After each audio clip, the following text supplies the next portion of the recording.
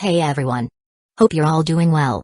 We're all about bringing high-quality web novel audiobooks to life, and most of our content is completely free to enjoy. Just a quick note, web novels and web novel audiobooks aren't the same thing.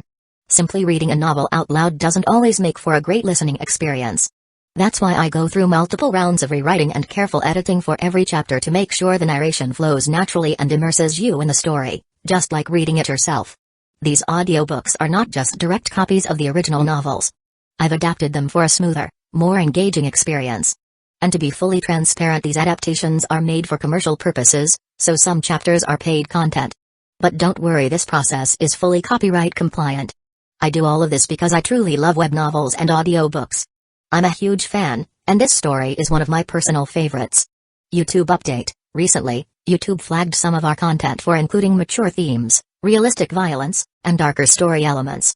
As a result, we've decided to stop uploading anything that violates YouTube's guidelines. If you'd like access to the full, uncut versions including the more intense or mature content, you can find them on our Patreon page, where we upload everything first.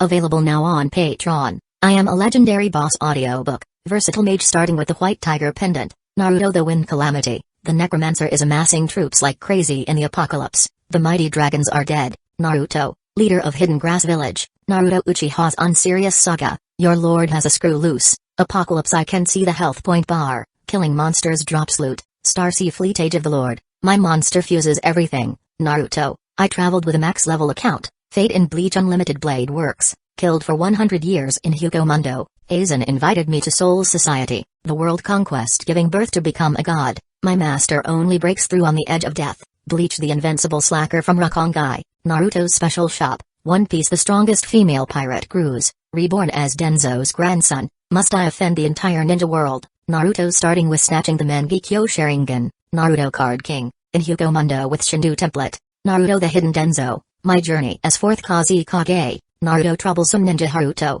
Naruto the Hyuga Mastermind, Bleach the strongest Shinigami, Bleach the 5th Division Captain, Fate Ultimate Antagonist, Fate of DXD, Fate I Heard After Death, you can ascend to the throne of heroes, Fate DXD Archer Reborn, Fate beginning with Type Moon, a Berserk Heart, Fate Grand Order Insert, One Piece take the Uchiha clan to the Grand Line, One Piece don't worry, I'm a doctor, building harem and dungeon with monster girls, DXD, Multiverse the day-to-day life of the Sephiroth hero, I'm the bad guy but heroines are obsessed with me, in Naruto, I have an affair with Mikoto and Kushina, many children bring happiness, a shameless start, Naruto Reborn with a Tenseigan, Naruto sleeping invincible, One Piece, life choice ask me to kiss marine goddess Hina, reborn as the genius son of the richest family, start by eating jacket fruit model, jacket human devil fruit, the days of being the richest man in the ninja world, the Witcher and Madara Uchiha, villain I possess the dragon Yang Dao physique, all saintesses turns into villainesses, all beautiful girls want to stick with me,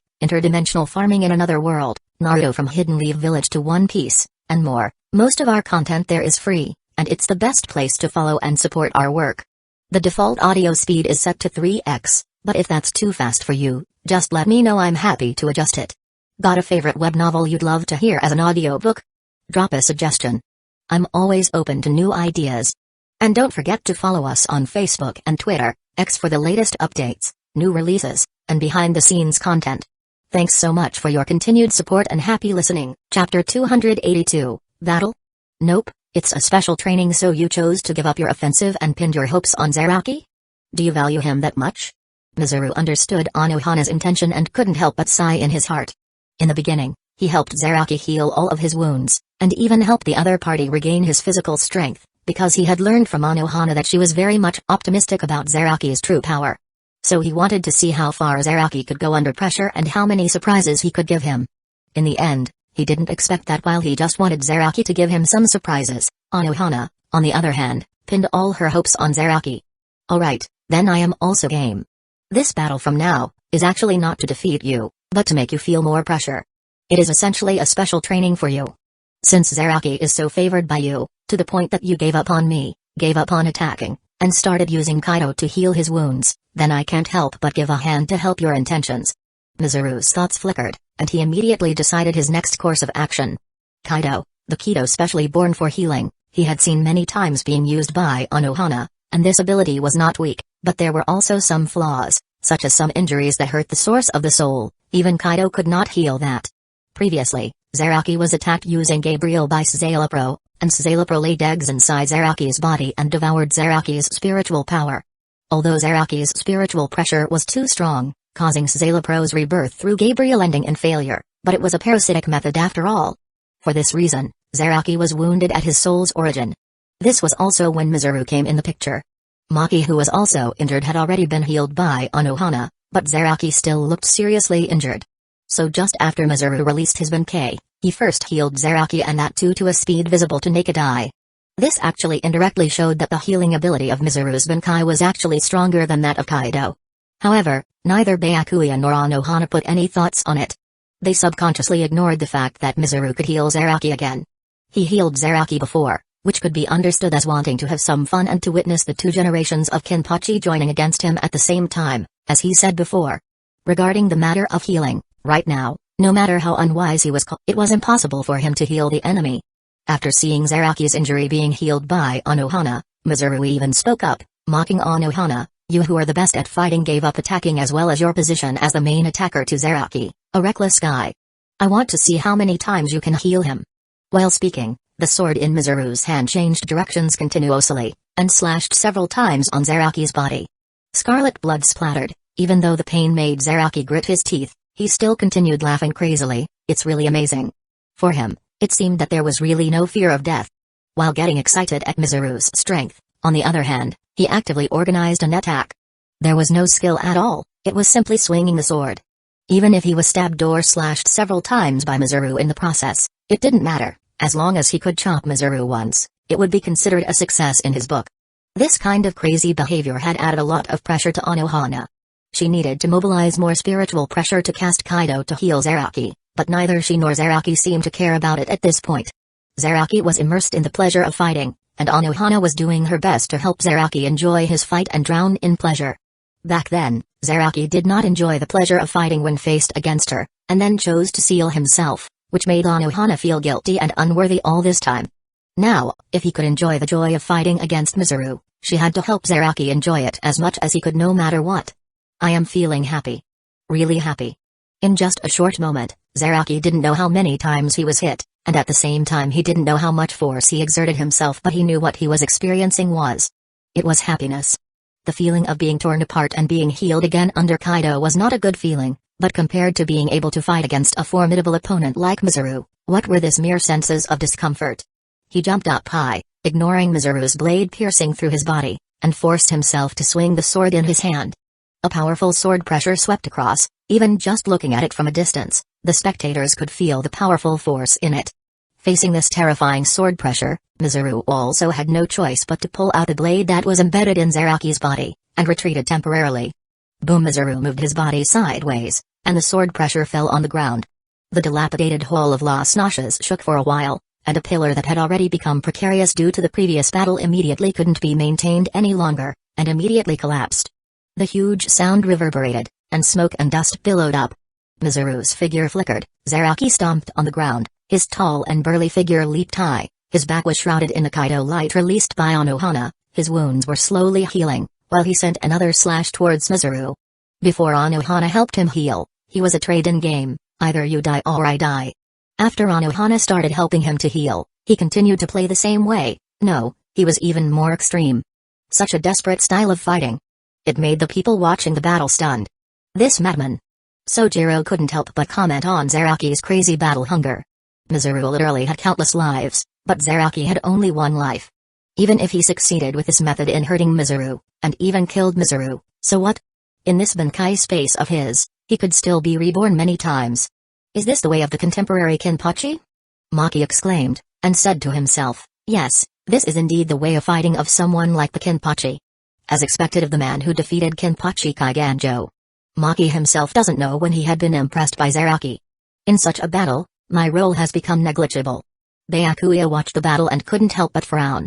Senbon Sakura's speed could no longer catch up with Mizuru.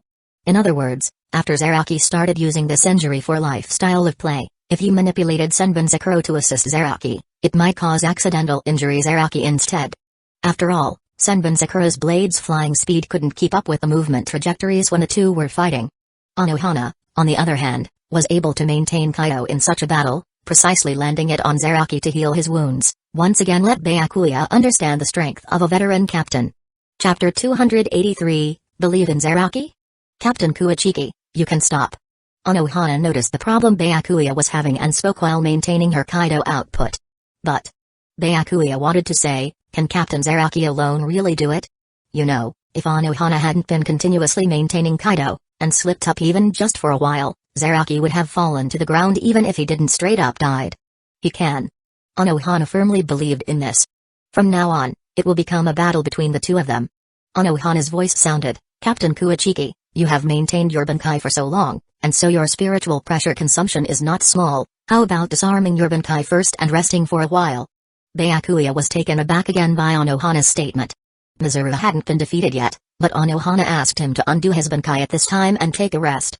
Anohana herself previously gave up being the main attacker and let Zaraki be the main attacker, which already seemed a bit weird in itself. Now she was letting him stop from providing any further assistance. Could it be that Captain Anohana found that he is too strong and chose to let him go instead of struggling? But if she really succumbed to Mizuru's strength, then there is no need for Kenpachi Zaraki to perform this kind of desperate resistance. Byakuya couldn't figure out what Anohana was thinking. While he was racking his brains for finding a suitable reason, Anohana's slightly complicated voice sounded, Mizuru's strength is not only reflected in his almost unsolvable immortality granted to him by his Bankai, but also the balance he maintained in all of his abilities. Even without Bankai, his strength ranks among the top category of 13 Division of Imperial Guards. Byakuya agrees with this. Regarding the particularity of Mizuru's Bankai, the Shinigami in the entire Soul Society know very little. At most they only know that his Bankai was an enchantment, and even the number of times he used his Bankai was pitifully low, almost negligible. Because there was no need. Even without his Bankai, relying on his Shikai and personal strength of his sword art, hand-to-hand combats, flash steps and Kido alone, he could definitely be regarded as one of the top fighter in 13 Division of Imperial Guards. It was precisely because his abilities in all aspects were so well balanced, coupled with his incomprehensible Bankai, it made their task of defeating him seem almost an impossible feat. On the contrary, if he had a defect in a certain aspect, even if they had no solution for his Bankai, as long as they followed their attacks based on his defect and killed him dozens of times, he would have become unable to maintain his Bankai, and would have definitely defeated. The ability of rebirth was surely a great ability, but it must also be paired with one's own strength, so that it could exert its greatest effect. Otherwise, he would be like a certain Shadow Hokage who had used Izanagi more than 10 times, but because of his lack of strength, he would have to forcefully be knocked out of all his resurrection coins, and his opponent, from head to toe, was not injured in any way except for a little scratches and his own exhaustion of visual prowess. Even before he died, he wanted to die with the enemy, but in the end, he just sealed a bridge. I have had the experience of fighting against him for a long time, so I know his strength very well. Even if I attack along with you guys, we will definitely not be able to defeat him. But Captain Zaraki is different. Byakuya heard Anohana's implication and also felt her trust in Zaraki.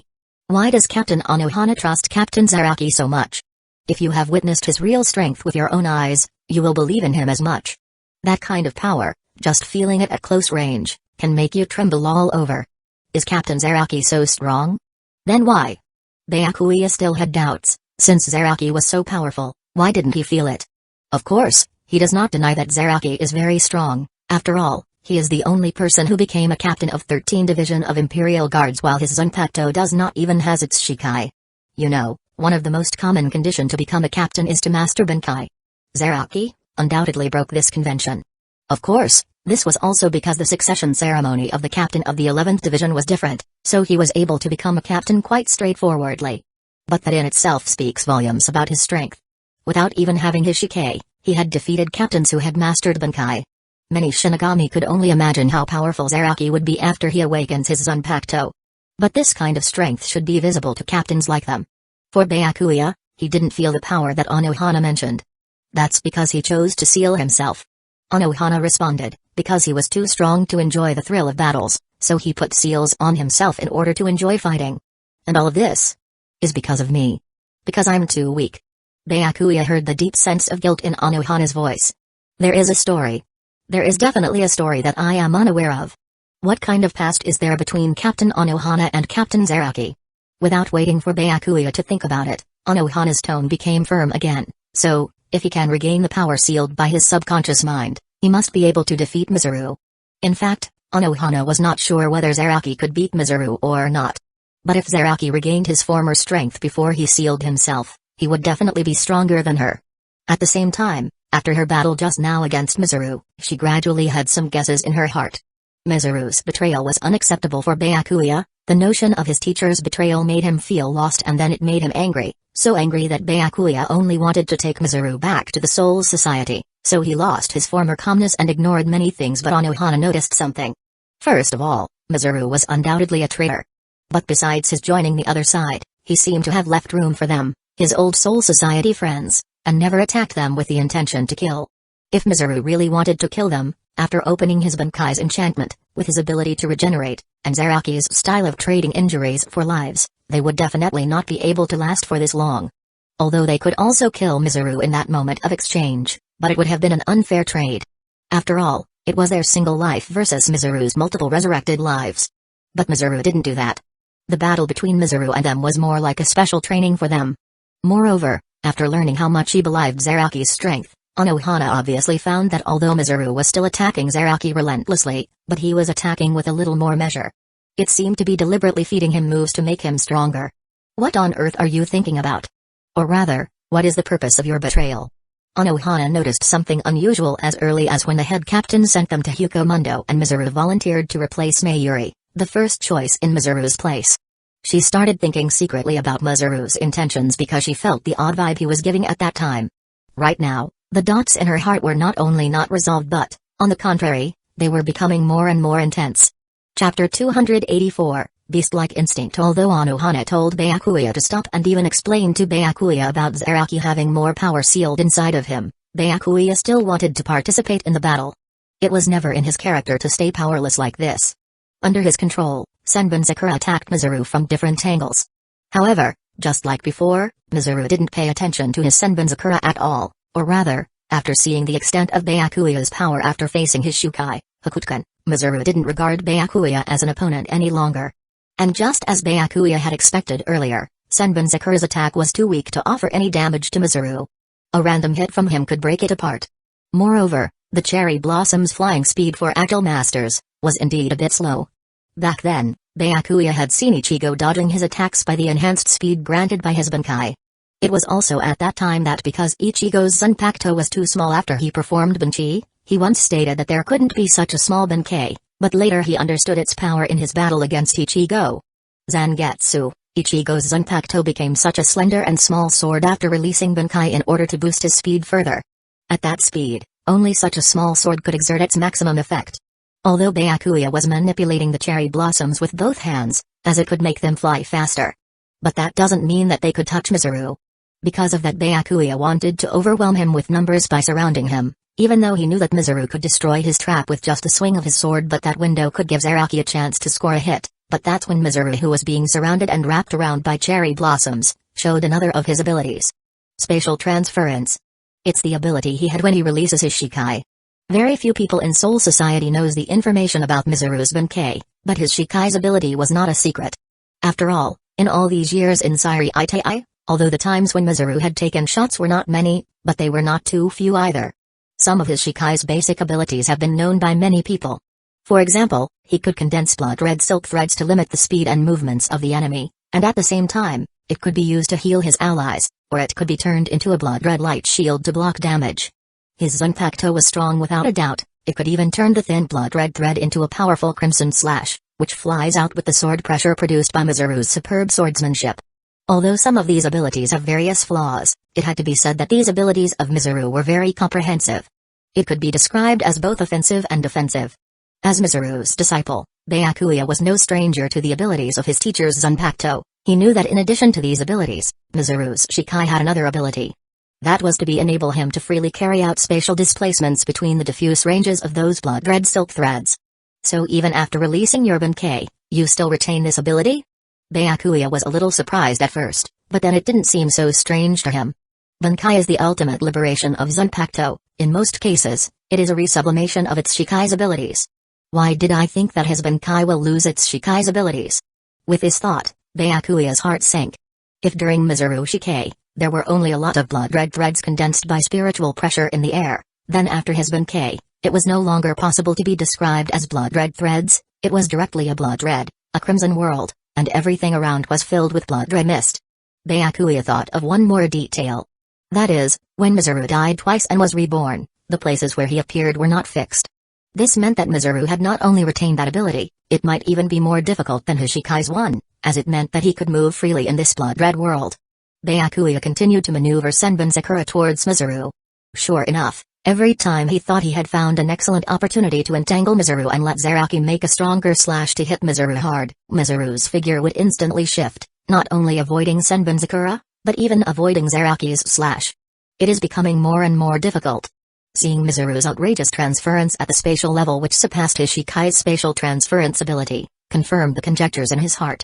The dots about whether they could take Mizuru back to Soul Society in Byakuya's heart intensified. Captain Kuachiki, don't be so nervous. Haven't you found out yet? Seeing that Byakuya was still trying and becoming more and more desperate, Anohana didn't choose to say any more dissuading words.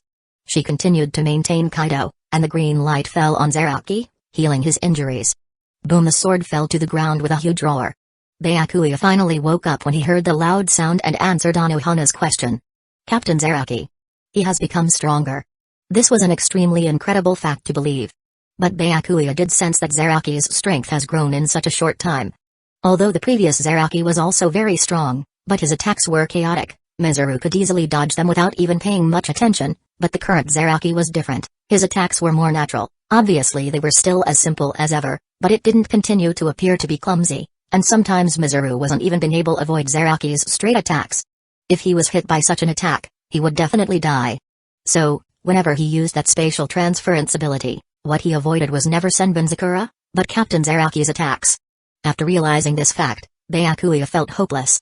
Then he decisively lifted Senbon Sakura's Bankai and readily became a spectator. If he had any doubts about what Anohana said before, after seeing Zaraki's progress in real time during the battle and seeing Zaraki's attacking strength, he found that if they wanted to defeat Mizuru, they really had to choose to believe Zaraki because that is the most plausible choice. After all, with Zaraki's improvement, even Mizuru now began to avoid his attacks seriously. Zaraki might really be able to create miracles if he improves further. Mizuru also noticed Byakuya's movements, but he didn't take it seriously, just as Byakuya guessed. After the Shukai, Hakutkin was unable to hurt him, he didn't regard Byakuya as an opponent any longer. But Zaraki's performance exceeded his expectations. If at the beginning, Zaraki still relied on his mercy to survive, and then he was healed by Anohana with Kaido, then now, after suffering countless injuries, Zaraki had changed. His slashes had started to catch up with Mizuru's rhythm. Sometimes, some of Mizuru's offensives were actually seen through by him. No, it could not be said to have been seen through. Instead, it was more like relying on just his instincts, he was avoiding Mizuru's attacks. This beast-like instinct, even Mizuru had to praise it. Chapter 285, Zaraki Awakens. Mizuru still remembers how astonished he was when he first heard the story of Zaraki from Anohana. Because he only had a half-baked knowledge of the plot of the Thousand-Year Blood War, so although he learned that Anohana's hidden identity was first-generation Kinpachi from some online forums, he was not very clear about the past between her and Zaraki. Later, through years of fighting with Anohana, he became Anohana's closest friend, especially during a particular battle when he accidentally saw the scar on Anohana's chest just above her breasts that was deliberately covered by her hair. It was at that time, when he heard about the past between her and Zaraki from her, and he also learned that Zaraki had left her with that scar. And according to Anohana, at that time, she was a murderous executioner, looking for strong people to fight against herself for fun. She had learned the Kaido just to better enjoy the battle for more time. It was this kind of Anohana who was already extremely powerful, but when faced with the young Zaraki, she was directly stabbed by Zaraki's blade without even realizing it. What an incredible thing this is. Also because of this incident, Anohana started fighting against him and decided that Zaraki, who was stronger than her, was the one who deserved the title of Kenpachi. It was also because of this that Mizuru pulled Zaraki in at the beginning of the battle. At first, he didn't feel Zaraki's power much. But now he seemed to understand Anohana's words. Zaraki's swinging of his blade was closer to a basic instinct, or, for him, he doesn't even know why he swings the sword. Anyway, for him, swinging the sword was the right thing to do. It was also because of this fighting method based on purely instinct that others could not predict Zaraki's next move at all, and it was even more impossible to judge Zaraki's next target from his explosive killing intent, which seemed to be just flowing towards everywhere. Similarly, It was because of this pure instincts that Zaraki could avoid the enemy's attack without thinking about it, though most of the times he lets the enemy stab him. What an absolute beast, he's made for battle. Once again avoiding Zaraki's fatal blow, Mizuru couldn't help but praise. However, it's really an enviable quality. Mizuru thought of the special training in his Zanpakuto space. Because of the almost omniscient ability of Kai no Kawa, if he wanted to break this ability, he must avoid tendentious attacks and make his attacks closer to an instinct. After all, no matter how powerful you are, you could at most predict the enemy's next attack based on intelligence and experience, but you couldn't predict that pure instinct. To this day, Mizuru could only barely achieve the level fighting with sword based on pure instinct, while Zaraki was born with this ability. Although this ability was once sealed off by himself. But wasn't he reawakening it right now? I want to see where your limit is. Mizuru swung his sword, and Zaraki tried to dodge it subconsciously, but around his body, many small red silk threads suddenly appeared. These silk threads restricted his figure, making his evasion unsuccessful. A wound emerged, and blood gushed out. Zaraki didn't seem to realize it though, whether he dodged the attack or not didn't affect his movement of swinging his sword. A sword pressure swept across from Zaraki's blade. Mizuru used his ability of space transference to avoid it. After a successful blow, he wanted to give Zaraki another blow from the other side. But Zaraki, however, seemed to have caught on Mizuru's rhythm. Making a fist with his left hand, he punched out horizontally. Even though Mizuru also punched back, but when the two fists intersected, Mizuru still felt a huge force sweeping towards him, and his body couldn't help but flew backward. Zaraki pushed hard, and an incredible amount of spiritual pressure burst out, breaking free from the red silk threads that bounded him. He stomped on the ground with his feet, jumped up high, and slashed out with his sword again. While waving the sword, he laughed loudly. "Can't you do it anymore? How can a man say he can't do it?" The blood-red mist gathered on Mizuru's back, supporting his body, stopping the flying momentum. He stabilized his figure, and the blood-red sword light slashed out, colliding with Zaraki's golden sword pressure. Boom! When the spirit particles in the attacks collided, a huge roar echoed, and the surrounding blood-red mist seemed to have become much thinner due to the impact. Then, the two figures collided against each other once again. Zaraki's offensive became more and more fierce. His movements were also extremely simple. He was just swinging his sword to attack, without too many bells and whistles, but such movements, combined with a fast enough speed, still made Mizuru have to avoid it temporarily. And Mizuru's attacks were not connecting as easily on Zaraki as before. Before, Mizuru could basically hit Zaraki with 4 or 5 slashes every 10 attacks, but now, every 10 attacks could give him only 1 hit on Zaraki. Even for that, he had to use some tricks. It's different, totally different. Byakuya witnessed the progress Zaraki was making, and his heart became more and more shocked. "He's so strong," Maki said tremblingly. The face under Sojiro's mask also became more and more serious. Mizuru's attacks were about to lose their effectiveness on Zaraki due to him getting used to Mizuru's rhythm, which meant that he had completely seen through Mizuru. Once Mizuru was no match for Zaraki, what even if he had dozens of resurrections? It's nothing more than letting Zaraki kill him dozens of times more. "Have you finally regained your original strength?" Anohana showed a smile on her face. She has been maintaining Kaido for a long time, especially since Zaraki didn't care about being injured at all, which was a great deal of burden for her. Especially casting Kaido at such a long distance, the consumption of Anohana's spiritual pressure was even greater. But being able to see Zaraki awaken his former strength, even if it costs her own life, it doesn't matter to her. What's more, right now she was just tired. "She hasn't lost my life yet."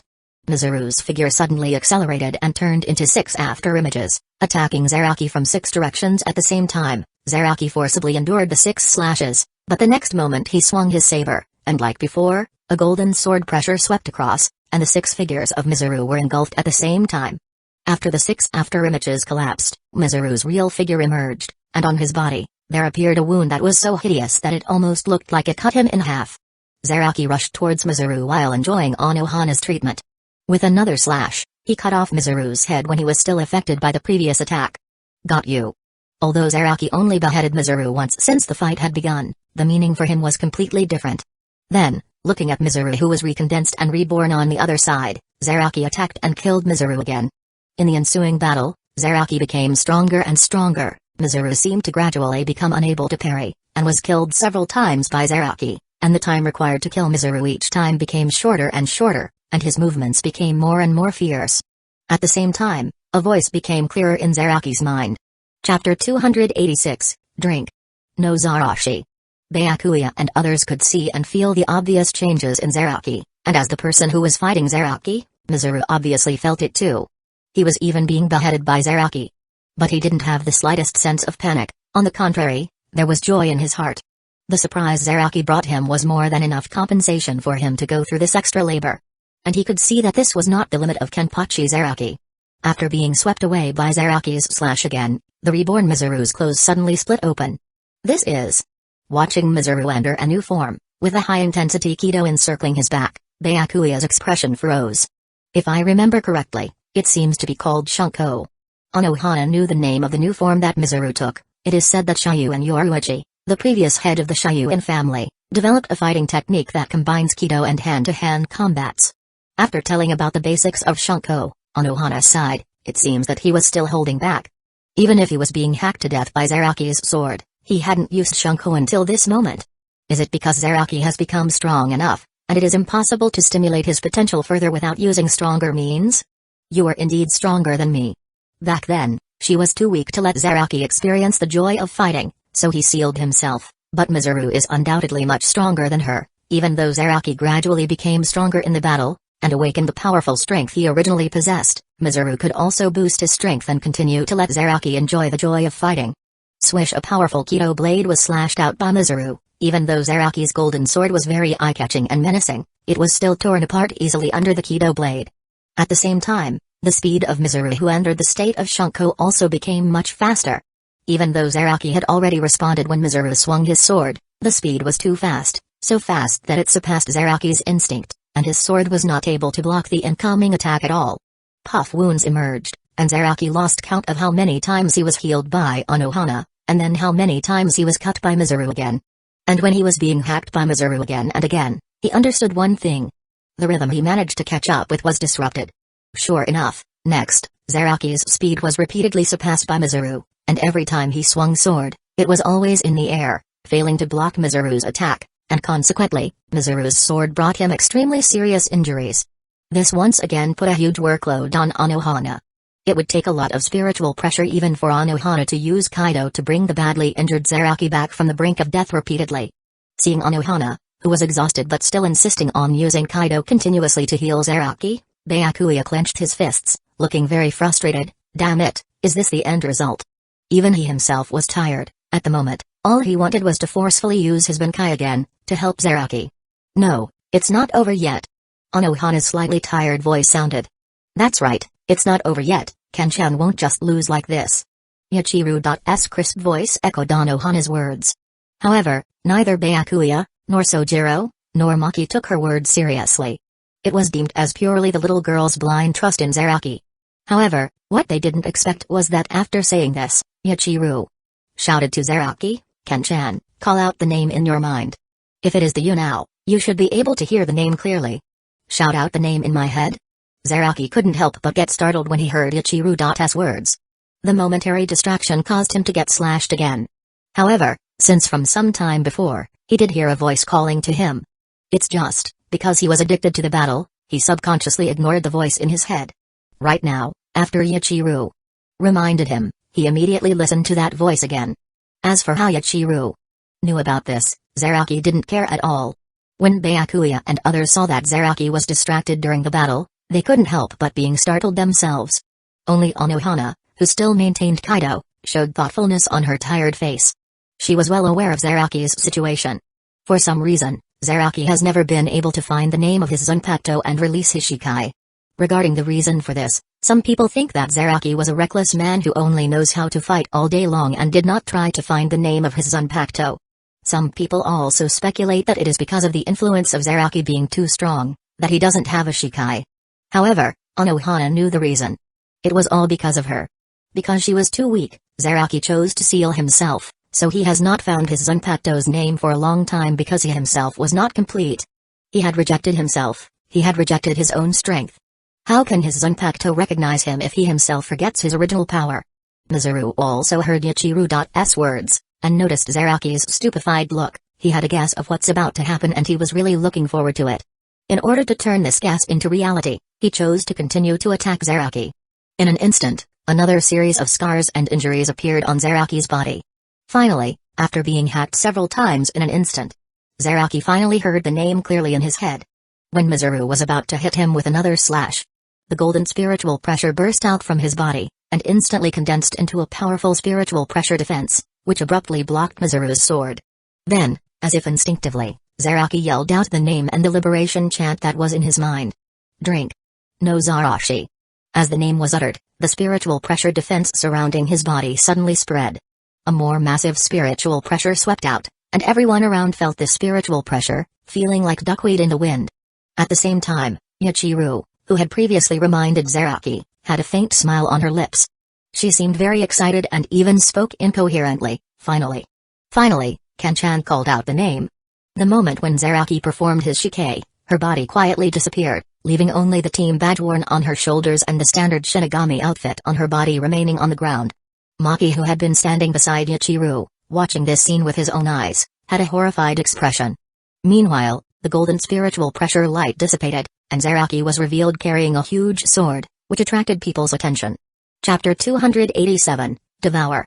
The golden spiritual pressure spread out all around, and the burly body of Zaraki stood amidst all the spiritual pressure storm, and on his shoulders, a huge Zanpakuto was resting. Calling it a sword would be a little off, it was almost like a huge butcher knife, a blade that was even bigger than Zangetsu.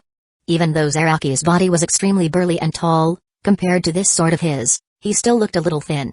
No Zarashi took on the form of a great axe, fork-lever hybrid with a long, cloth-wrapped handle. The top of the blade had a brass cover with a green tassel attached to the backside. Holding it, Zaraki naturally had a lot of ideas on how to use it in his mind, and at the same time, he felt that the power was pouring out from his body. This was a matter of course.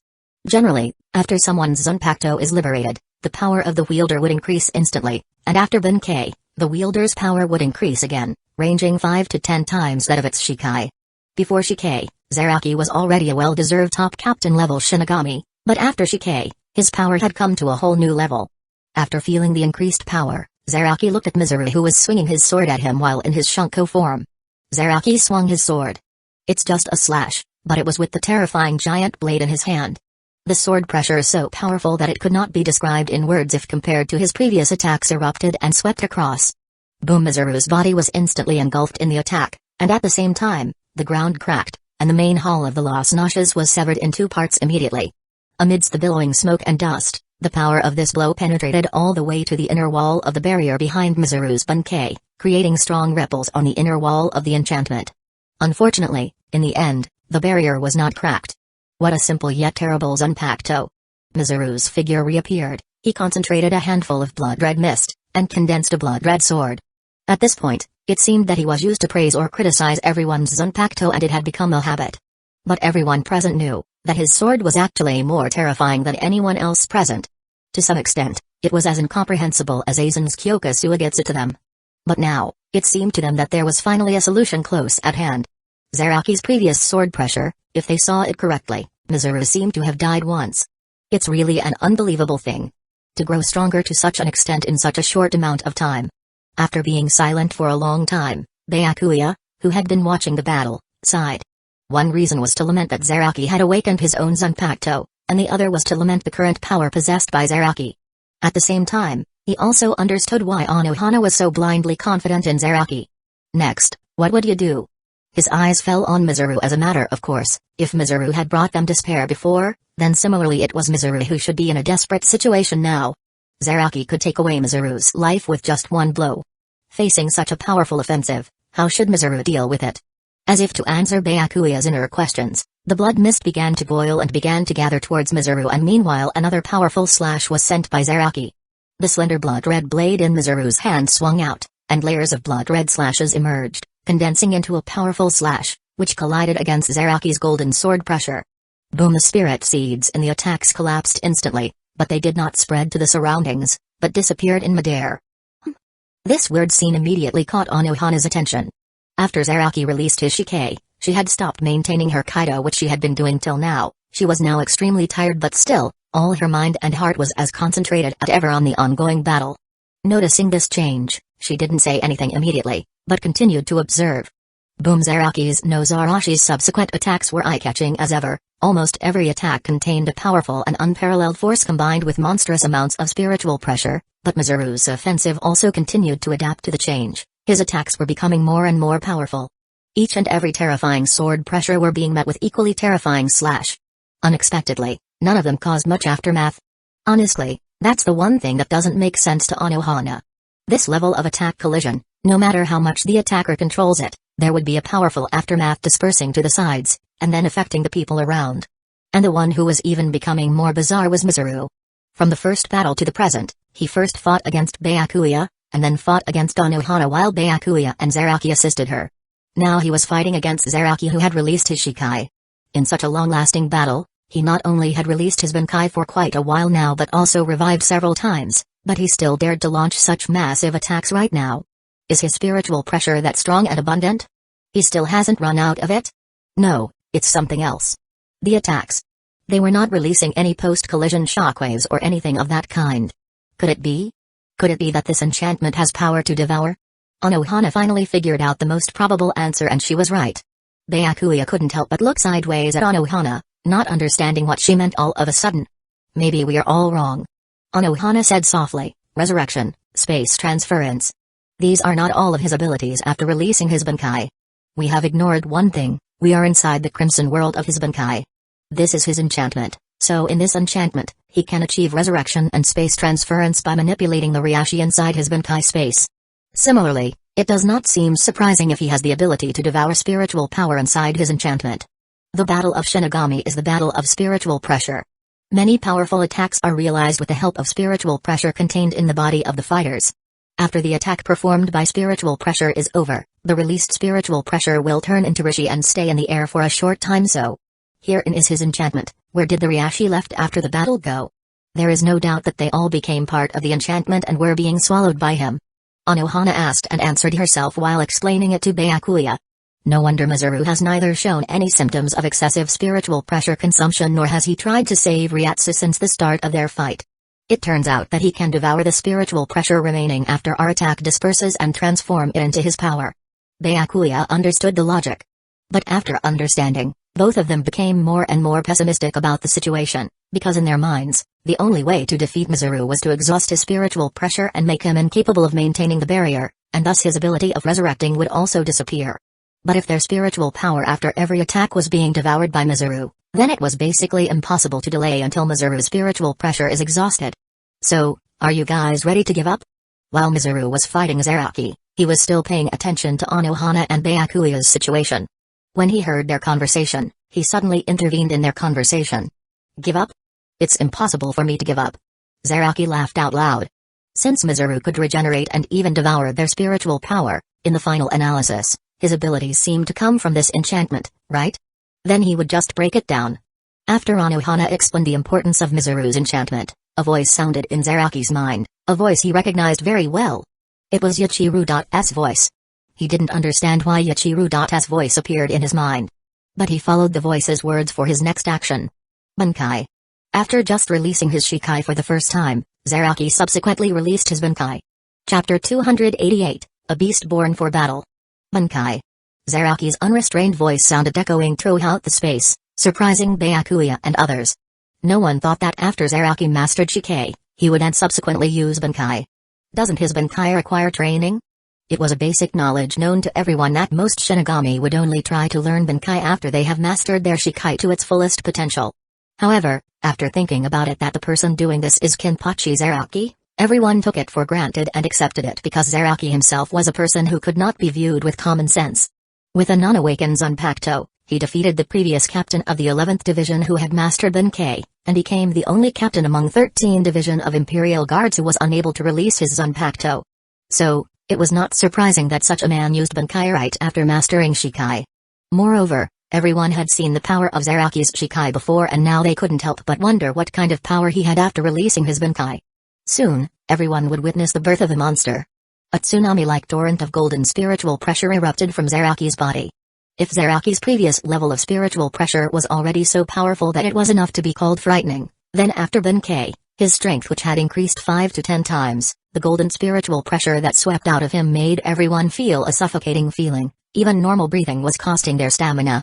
What kind of monstrous spiritual pressure is this? Maki had already lost count of how many times he was shocked today. Compared with Zaraki's almost immeasurable spiritual pressure, his spiritual pressure was like a small stream, while Zaraki's spiritual pressure was like an ocean. What's with this monster? Sojiro gritted his teeth. He didn't expect that such accidents would happen in the battle between Mizuru and Zaraki one after another. Zaraki, who was the easiest to deal with initially, is now the most difficult one among the 313 Division of Imperial Guards captains. Before, Byakuya being a noble granting him with huge amounts of spiritual pressure, and his Senbon Sakura which had both offensive and defensive abilities, and Anohana who had hidden and unpredictable strength were the main focus. Zaraki was only a reckless man who could be seen through at a glance, and he had only simple attacking methods, that is, his slashing attacks. Other than that he had no other expertise. In the face of ordinary enemies, his slashing attacks with his powerful strength could certainly be effective, but it couldn't in the face of Mizuru. First of all, Mizuru's slashing skills were also good, and secondly, he could regenerate continuously, and he could also travel through space. With all these kinds of strange abilities, Mizuru was treating Zaraki like a child. But it was Zaraki, who seemed to be the easiest to deal with, became the hope of other sides' comeback. He just now awakened his Shikai for the first time, but then he subsequently released his Bankai. Even though after his Shikai's release, his attack method were still pure slashes, but with that kind of large-scale sword pressure sweeping, everything in front of him could be destroyed by the sword pressure alone, and there seemed to be no need for any other attack methods. And now he was going to fight with his Banaki. Boom! The golden spiritual pressure which spread almost like a solid substance, forced away the surrounding blood mist, and then revealed Zaraki's form after his Bankai. That's Captain Zaraki. Seeing Zaraki's form in his Bankai, Byakuya was startled. Because after Zaraki releasing his Banchi, his Zanpakuto didn't change too much. It was still the same blade, but what really changed was Zaraki himself. He was prostrated on the ground on all fours like a wild beast, his skin had turned red, his long black hair was scattered behind his head, and at the same time, 2 black lines appeared from his forehead to the bottom of his eyes, and 2 horns grew right above his forehead. His form had taken a demonic look. For some reason, after seeing Zaraki's state, a word flashed in Byakuya's mind. Beast. That's right, Zaraki's Bankai was to transform himself into a beast. This kind of Bankai is unheard of. Anohana looked at Zaraki's Banchi, and was also in a daze. She didn't expect Zaraki's Zanpakuto would have such a Bankai. After a moment of silence, she sighed sincerely, "You really are a beast. A beast born for battle." Mizuru looked at Zaraki, and said softly, "It's really a surprising transformation, but it seems that you have lost your mind after taking on this form, so how will you fight like this?" Mizuru swung his sword, and a terrifying crimson light swept towards Zaraki. Zaraki, who was prostrated on the ground, raised his head. His eyes were not normal, they were devoid of irises as if he was not even conscious. When the sword light came in front of him, he jumped up suddenly, avoiding the attack, and then swung the big blade in his hand. Boom! Compared with his Shikai before, an even more exaggerated vast and terrifying sword pressure in both speed and power swept across, engulfing Mizuru in an instant. Boom! Everyone only felt that there was an ear-piercing roar beside the earth-shattering visual. Even in the aftermath of the battle, while those spirit particles pouring around were quickly absorbed being by this space, Zaraki's strike's remaining strength was still enough to make people feel astonished.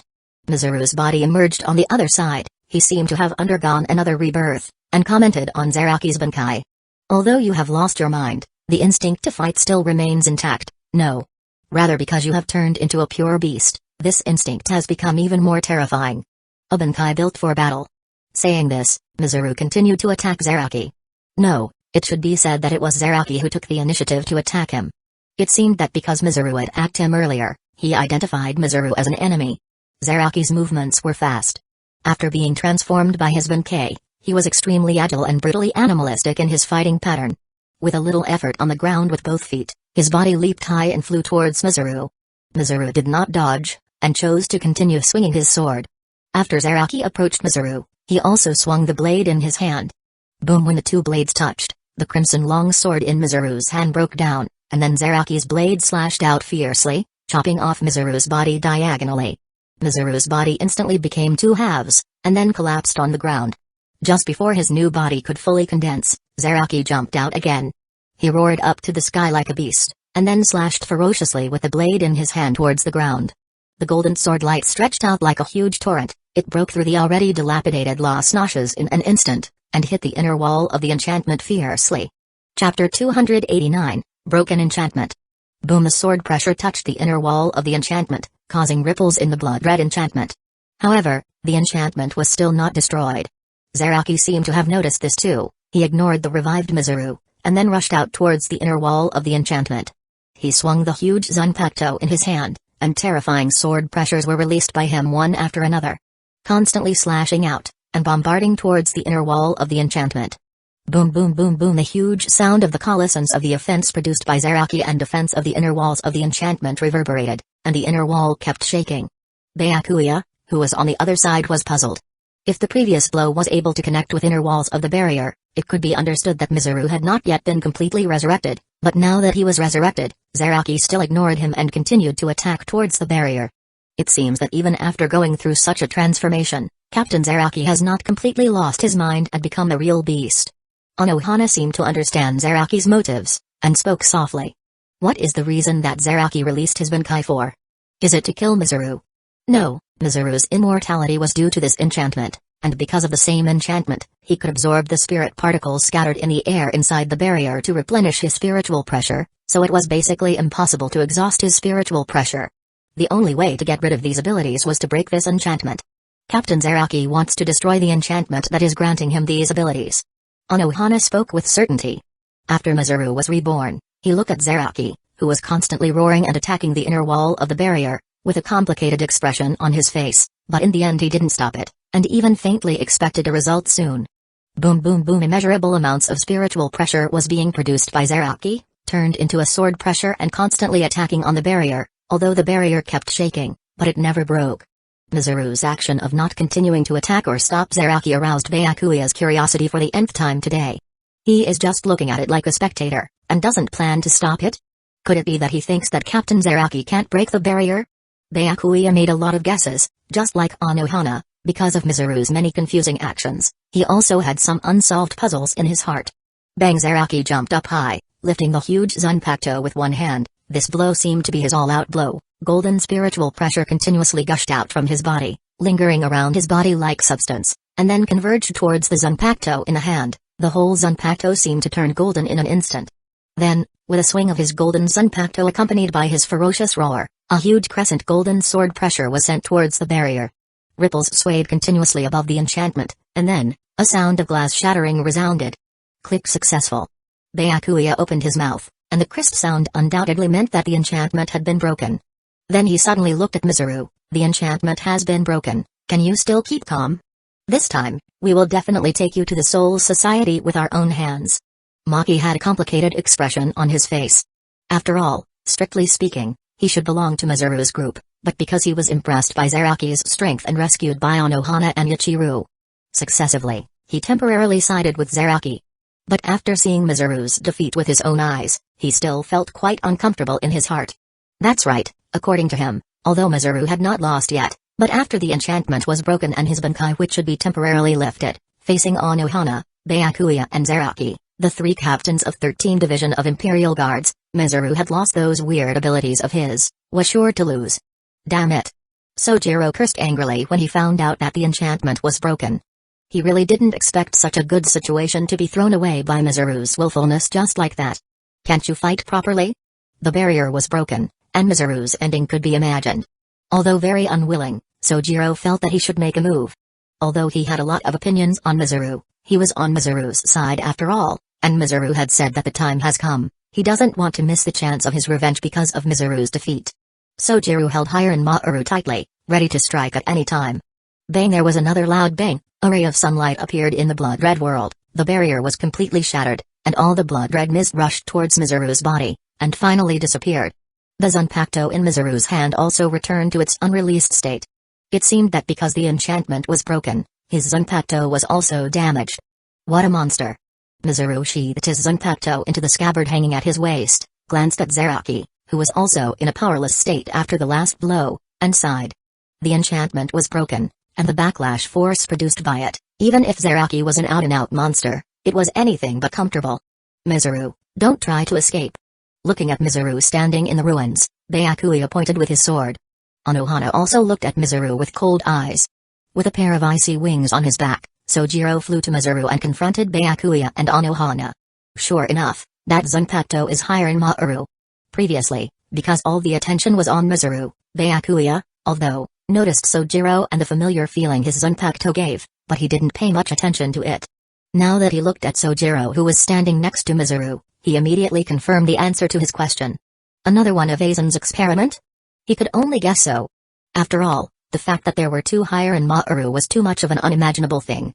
Sojiro was quickly informed of the matter to be kept secret by Central 46 after he awakened Hiren Maru, and then, they arranged for him to have a duel with Dashiro.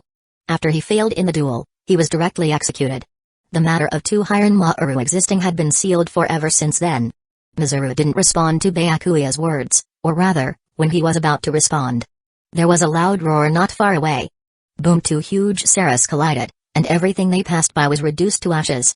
Byakuya and others felt the spiritual pressure coming from there, and they couldn't help but get startled. It's Ichigo Kurosaki.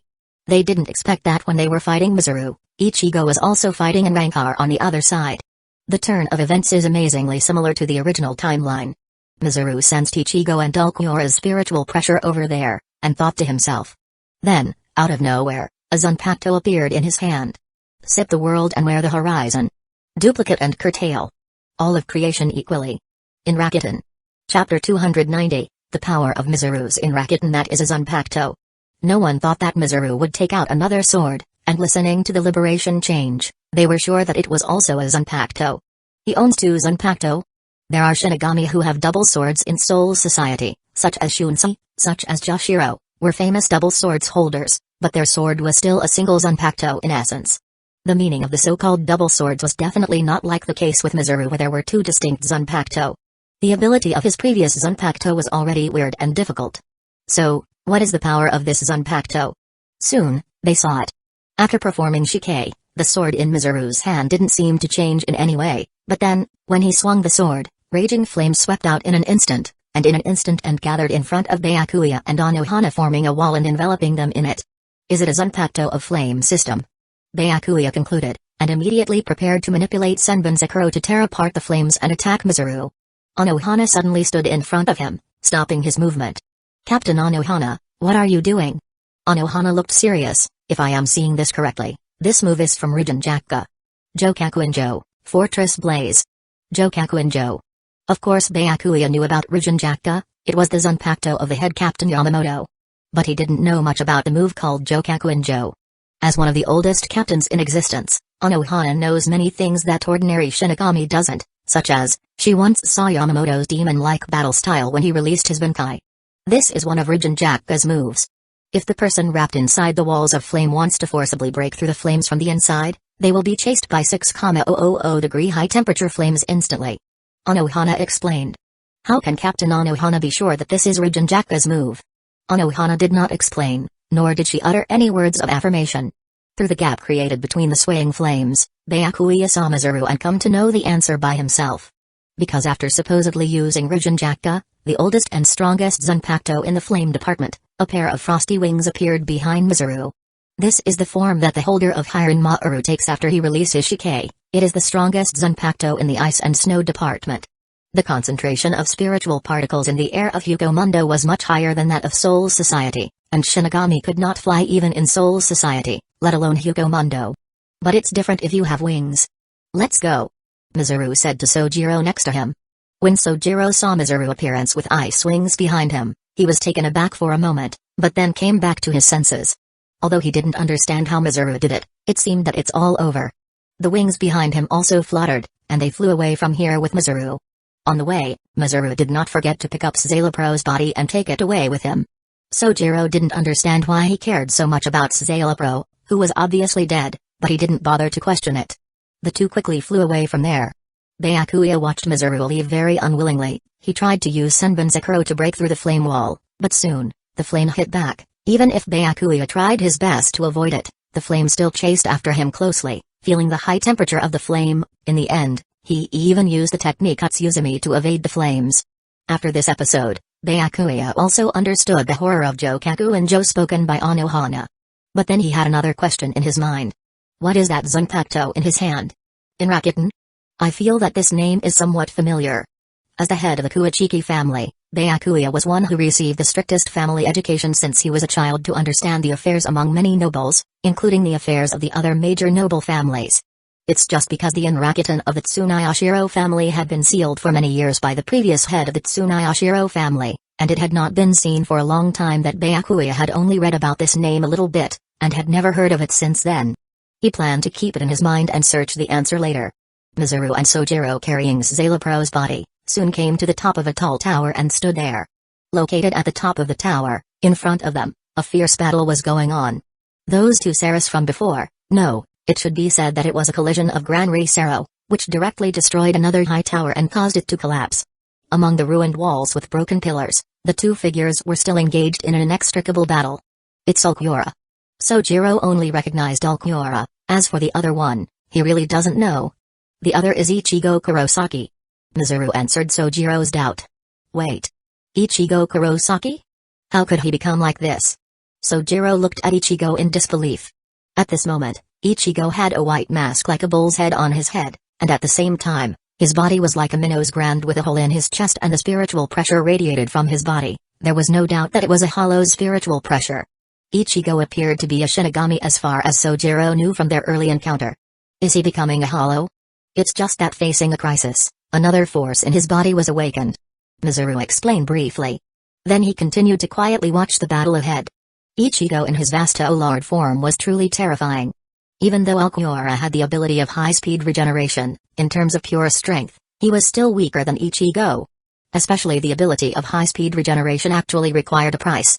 First of all, important organs such as the heart, brain and some internal organs could not be regenerated, and secondly, every high-speed regeneration required a lot of spiritual pressure. It's fine in normal times, but under this kind of high-intensity battle, Ulquiorra's spiritual pressure was being consumed too much. Watching Ulquiorra wield the Lanza del Relampago, Spanish for Lance of the Lightning, Japanese for Lance of Thunder and Lightning, after the Resurrection, Segunda Etapa, Spanish for Resurrection, second stage, Japanese for Swords Release, second level, viz. Second stage Resurrection, but was finally cut down by Ichigo's terrifying Getsuga Tensho that swept across half of Ulquiorra's body. When Ichigo was about to kill Ulquiorra, Mizuru, who was watching the play from the tower, suddenly moved. No one saw him coming. He waved the Inrakuten that he just took out to use in his hand. Renji and others who hid in the distance and were protecting Orihime along with Grimmjow suddenly saw his figure and couldn't help but be surprised. It's Captain Mizuru. Then, they saw a pair of frosty wings spurting out of Mizuru's back, and the sword in his hand stretched out, and the blade slashed fiercely on the mask on Ichigo's face. Click, the mask was shattered instantly. Chapter 291, The Way Back Is That. Zabimaru? Renji rubbed his eyes, thinking he was seeing wrong. The Zanpakuto that Mizuru was using at that moment was indeed identical to his Zabimaru. Then, he heard Rukia's exclamation. Ichigo! Renji came back to his senses immediately, and didn't think about this problem anymore. Compared to the Zabimaru in Mizuru's hand or something, Ichigo, their partner, was more important. Previously, they came to the tower where Orihime was imprisoned under Grimmjow's guidance, but they met Ulquiorra, the Quinto, 5th, Espada, who was guarding there, and then they immediately started fighting against him, trying to defeat him as soon as possible and rescue Orihime. But, it turned out that Ulquiorra was stronger than they expected. Even though he was only the Quinto, 5th, Espada, that is, one rank higher than Grimmjow, but his strength was not in the same dimension as him at all. Because Ichigo had a big battle against Grimmjow earlier and even used holification, his physical strength had not yet fully recovered, so this time it was Rukia, Renji, Ryu and Sato who volunteered to face Ulquiorra, and left Hanataro to take care of Ichigo. However, their righteous 4-on-1 assault was easily thwarted by Ulquiorra.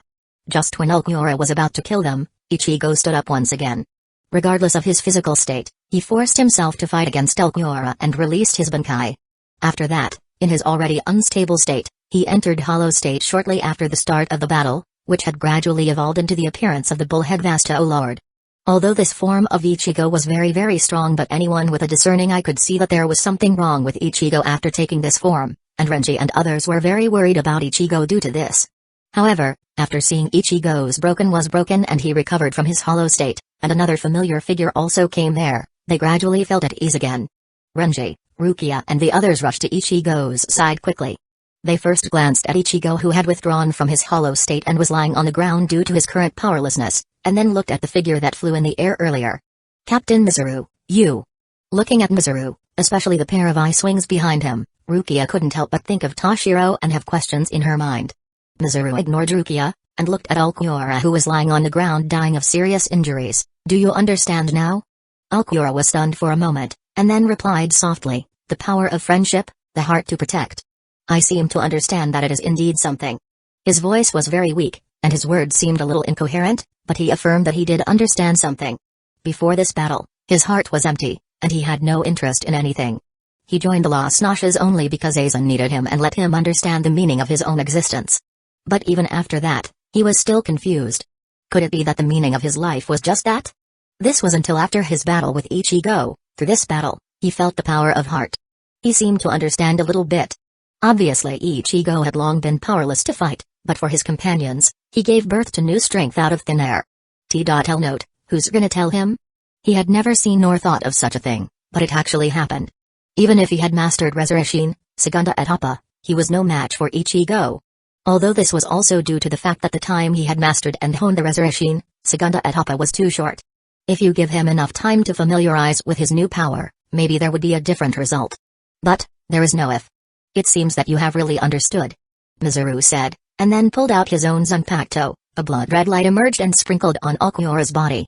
Ulquiorra felt that his depleted spiritual power was replenished immediately. Then, his high-speed regeneration ability came into play again, and the wounds on his body began to heal rapidly. Captain Mizuru, why are you? It's fine if Mizuru didn't respond to her before, but now he's even healing the enemy Ulquiorra. She really doesn't understand what was going on.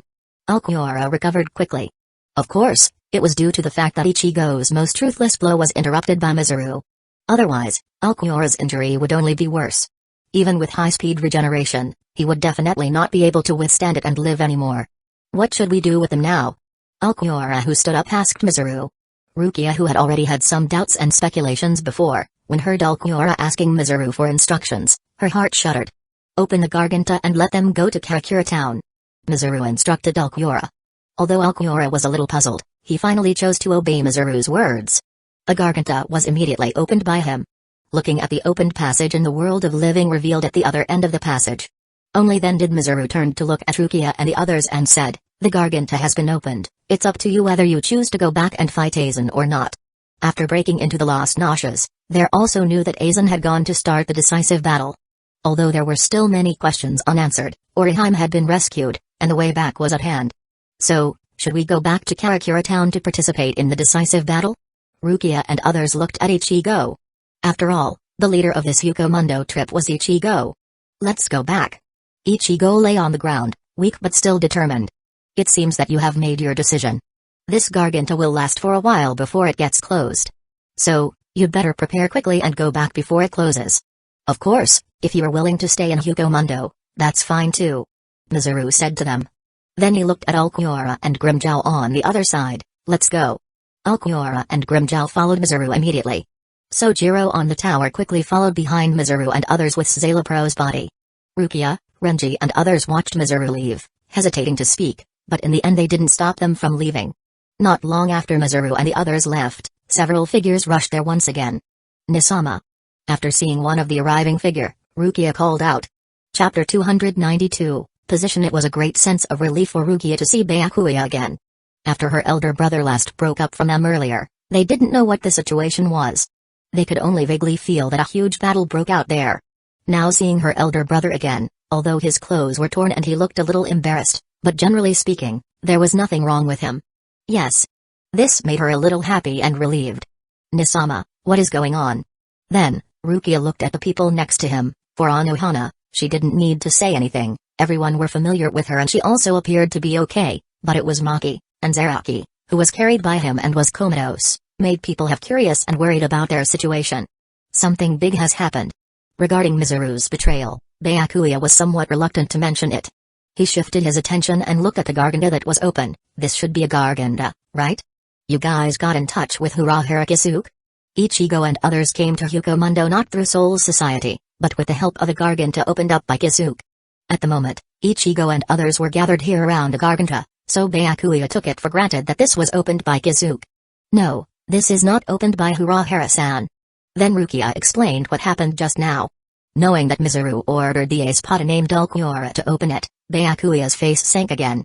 Rukia also asked Byakuya the question she had in her heart. Nisama, Captain Mizuru. Don't mention him, he is a traitor, I will definitely capture him back with my own hands. Byakuya looked very angry. Seeing that her elder brother was so angry, Rukia stopped asking him any more questions, and then she looked at Anohana. Anohana explained the situation in a few words to them, and they realized that Mizuru was always in cahoots with Aizen, and he always has been a traitor. After knowing that Mizuru was also a traitor, another problem came into their minds. Nisama, should we still choose to step into this Garganta? If Mizuru was a traitor, it was debatable where exactly this Garganta leads to. What if Mizuru tricked them, and the opposite side was not Karakura town, but a trap set by the enemy? Byakuya also fell silent. Anohana gave an answer for this: if you have made up your mind to go to Karakura town to fight, you can step into it. Don't worry, he will not deceive you about this kind of thing. Captain Anohana. Byakuya turned his head and looked at Anohana, wondering why she would speak for Mizuru. Hasn't Captain Kuichiki understood yet? Anohana said, if he had made up his mind to kill us, he would have done it from the beginning, and he would never have wasted his time like that and let Captain Zaraki become stronger step by step and break his enchantment. Byakuya fell silent because he too had realized this point. Then why is he? Although he was very angry about Mizuru's betrayal, but after all, he was his teacher, Byakuya still had some expectations for him, otherwise, he would not have thought about capturing Mizuru and taking him back to the Soul Society, instead of killing him directly. I don't know the exact reason. Anohana shook her head and said, also, don't you think the timing of his choice of betrayal is subtle? The timing is subtle? That's right. Anohana responded, Aizen Sosuke is currently in a decisive battle against the Soul Society, and he could have waited until the result of the decisive battle is out before exposing himself, but he did it now. It might be that he has confidence in Aizen and thinks that in this battle Aizen will definitely win, but even if he has such confidence in Aizen, he has been in the Soul Society for many years, and he should know the strength of the head captain, and understand that there will always be some variables when the head captain makes a move. If he just waited for a while, until after the final result comes out, and when the Soul Society side wins, he could have completely hidden himself and continued to be the captain of his third division. On the other hand, if the Aizen side wins, as someone who follows Aizen, he would have been fine. But why now? Byakuya also understood these abnormalities. He couldn't help clenching his fists, and Mizuru's face flashed in his mind. What are you thinking? What's your position? What exactly is your position? Sojiro asked Mizuru. Ulquiorra and Grimjow didn't dare to ask Mizuru such a question, but Sojiro didn't have such restrictions. In your opinion, what is defined as someone's position? Mizuru asked a question back to Sojiro. Perhaps you think that I followed Aizen from a long time ago, so I can be regarded as on Aizen's side, and Aizen and Soul Society are in a hostile relationship, so facing these captains of Soul Society, I should be ruthless, and it is best to kill them all, right? Sojiro indeed thought so. Mizuru changed his tone again, and said, but after following Aizen, I have been in Soul Society for many years after all. People, after all, have feelings. Even if they were ruthless at first, after many years of contact with everyone, they will eventually going to be some shifts in their emotions. Humphrey. Sojiro scoffed. He didn't expect Mizuru to be such an indecisive and emotional person. He had already chosen to be in the hostile camp against the Soul Society, and he still doesn't want to kill them right now. Should he wait until the Soul Society liquidates him? Whether it's Aizen or me, our enemy has never been the Soul Society, or Shinigami itself. Perhaps for you, because of Central 46's trial of you, you hate the Soul Society very much, but in fact, do you really hate the Soul Society? No, to be precise, it should be the system of the Soul Society that you hate. Obviously you didn't do anything wrong, but because of a word from those in power, you were inexplicably charged with guilt and was executed. This kind of thing, no matter who it happens to, will not have any good feelings. In the Soul Society, Shinigami, although they have great strength, but even 13 division of Imperial Guards actually are inferior in terms of power to those nobles who hide behind the scenes. The many big and small nobles headed by a few big nobles are the real rulers of the Soul Society. The seemingly impartial Central 46 is nothing more than a group of maggots elected to protect the rights and interests of the nobility. And this unfair system headed by the nobles was already doomed from the moment the 5 great nobles joined forces to raise their hand against the Soul King. So don't you think it's unfair? Who made these people superior from the very beginning? What have they done to get such undeserved power? Chapter 293, The Truth About the Spirit King and New World. When Sojiro heard Mizuru's words, he didn't take it seriously at first, until Mizuru mentioned Central 46 and the unfair system of Soul Society. He gradually showed thoughtfulness. Then, Mizuru caught him off guard with a big news. Of course Sojiro knew about the Soul King and even the royal family, but whether it was the Soul King or the royal family, they always seemed to be a legend, at least no one had seen them with their own eyes. But the great nobles do exist. They were the oldest families in the Soul Society. It is said that they were close in blood to the royal family, and they were also relatives of each other. From generation to generation, people with extraordinary spiritual power or outstanding abilities would take birth among them and would receive elite education. They hold important positions, and their duty is to defend the majesty of the royal family. But Mizuru said that the 5 great nobles joined raised their hand against the Soul King. Not only Sojiro, but Alquiora and Grimjow who were following behind Mizuru were also a little curious. You said that the 5 great nobles joined forces to do something to the Soul King. What do you mean? Sojiro asked Mizuru again. Mizuru said softly, originally, this matter is a secret. Even in the Soul Society, only the core members of the major nobles know about it. No, it should be said that even the core members of the major nobles do not necessarily know about it. After all, it is the sins of their ancestors. But since you asked, I'll talk about it. Without first explaining the topic, Mizuru asked Sojiro another question. In your opinion, what is the Soul King? Sojiro fell into thought pondering the answer. Mizuru then interjected, is he a high-ranking king? Someone who controls the life and death of the Soul Society, the world of living, and the Hueco Mundo? He also has many nobles, the 0 Division, and 13 Division of Imperial Guards as thugs. If he wants to do something, he will let the thugs under his hands do things for him? In an understatement, Mizuru mentioned another division that Sojiro had never heard of, the 0 Division. Sojiro realized that he really doesn't understand Soul Society as he did not doubt the authenticity of Mizuru's words. Actually, that is not how it is. The so-called Soul King is nothing more than a puppet supported by the 5 great nobles. Perhaps, he does have the power to do absolutely anything, but after he was backstabbed by the 5 great nobles, he could only watch helplessly. The 5, no, now it should be the 4 great nobles who use his name to dominate the fate of all beings. Because there was still some time, Mizuru began to popularize the truth about the Soul King to Sojiro and others. Things originated a long time ago. At that time, the whole world was a single world where there was no concept of life or death, neither progress nor regression. Even becoming hollow was part of the spiritual cycle, but hollows gradually began to devour human beings, and since then the cycle was completely stopped. If this continued, all souls would eventually be reduced to a huge Menos Grand, and the world will fall into a complete stillness. At that time, the Soul King was born. The Soul King divided life and death and split the world into 3 realms. The world started its cycle again. However, this kind of world still did not satisfy the ancestors of the 5 great nobles at that time. Although they each had their own ideas, one thing was common, they all thought of a method of stabilizing the 3 realms without losing anything themselves. The method they came up with was that they needed a wedge to stabilize the 3 realms, so they thought of Soul King. Some of them wanted to peacefully discuss this matter with the Soul King, and some were hesitant, but the ancestor of the Tsunayashiro family, which was the head of the 5 great nobles at that time, was more straightforward. He chose to attack the Soul King and directly sealed the Soul King in a crystal. The other 4 people have seen things coming. This point could only help the ancestor of the Tsunayashiro family to use the power of the Soul King to completely balance the world and stabilize the flow of souls and the 3 realms. Since the sealing of the Soul King, the 5 great nobles have set up a division called 0 Division, called Royal Family Secret Force or Royal Guards for short. In fact, it is only to guard the Soul King and maintain the stability of the 3 realms. After doing these things, they went to the Soul Society and enjoyed their achievements as vested interests. After all, the world was thriving because of them, so their descendants, as well as those who were related to them, it was a matter of course to enjoy some privileges. Perhaps in some people's eyes, these nobles are corrupt and arrogant, but to them, this is the status and power they should have. These things Mizuru earned from the memory of Tsunayashiro Tokunada, and it was precisely because of knowing these things that Tokunada scoffed at the nobles. After all, the nobles were essentially descendants of a despicable bunch of backstabbers. It's a pity that Tokunada himself was not much better. While he despised the nobles, he used his status as a noble to do evil.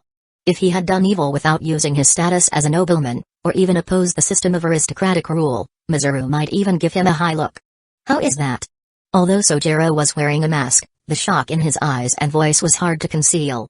It never occurred to him that the truth about the Soul Society, about the Soul King, and about the great nobles turned out to be like this. Alquiora and Grimjow next to them also learned about the origin of Hueco Mundo for the first time. It's really ironic. Grimjow sneered, the Soul King created the 3 realms by himself, but all the benefits were taken away by the so-called 5 great nobles and he himself was sealed and is being used till this day. Ironic indeed.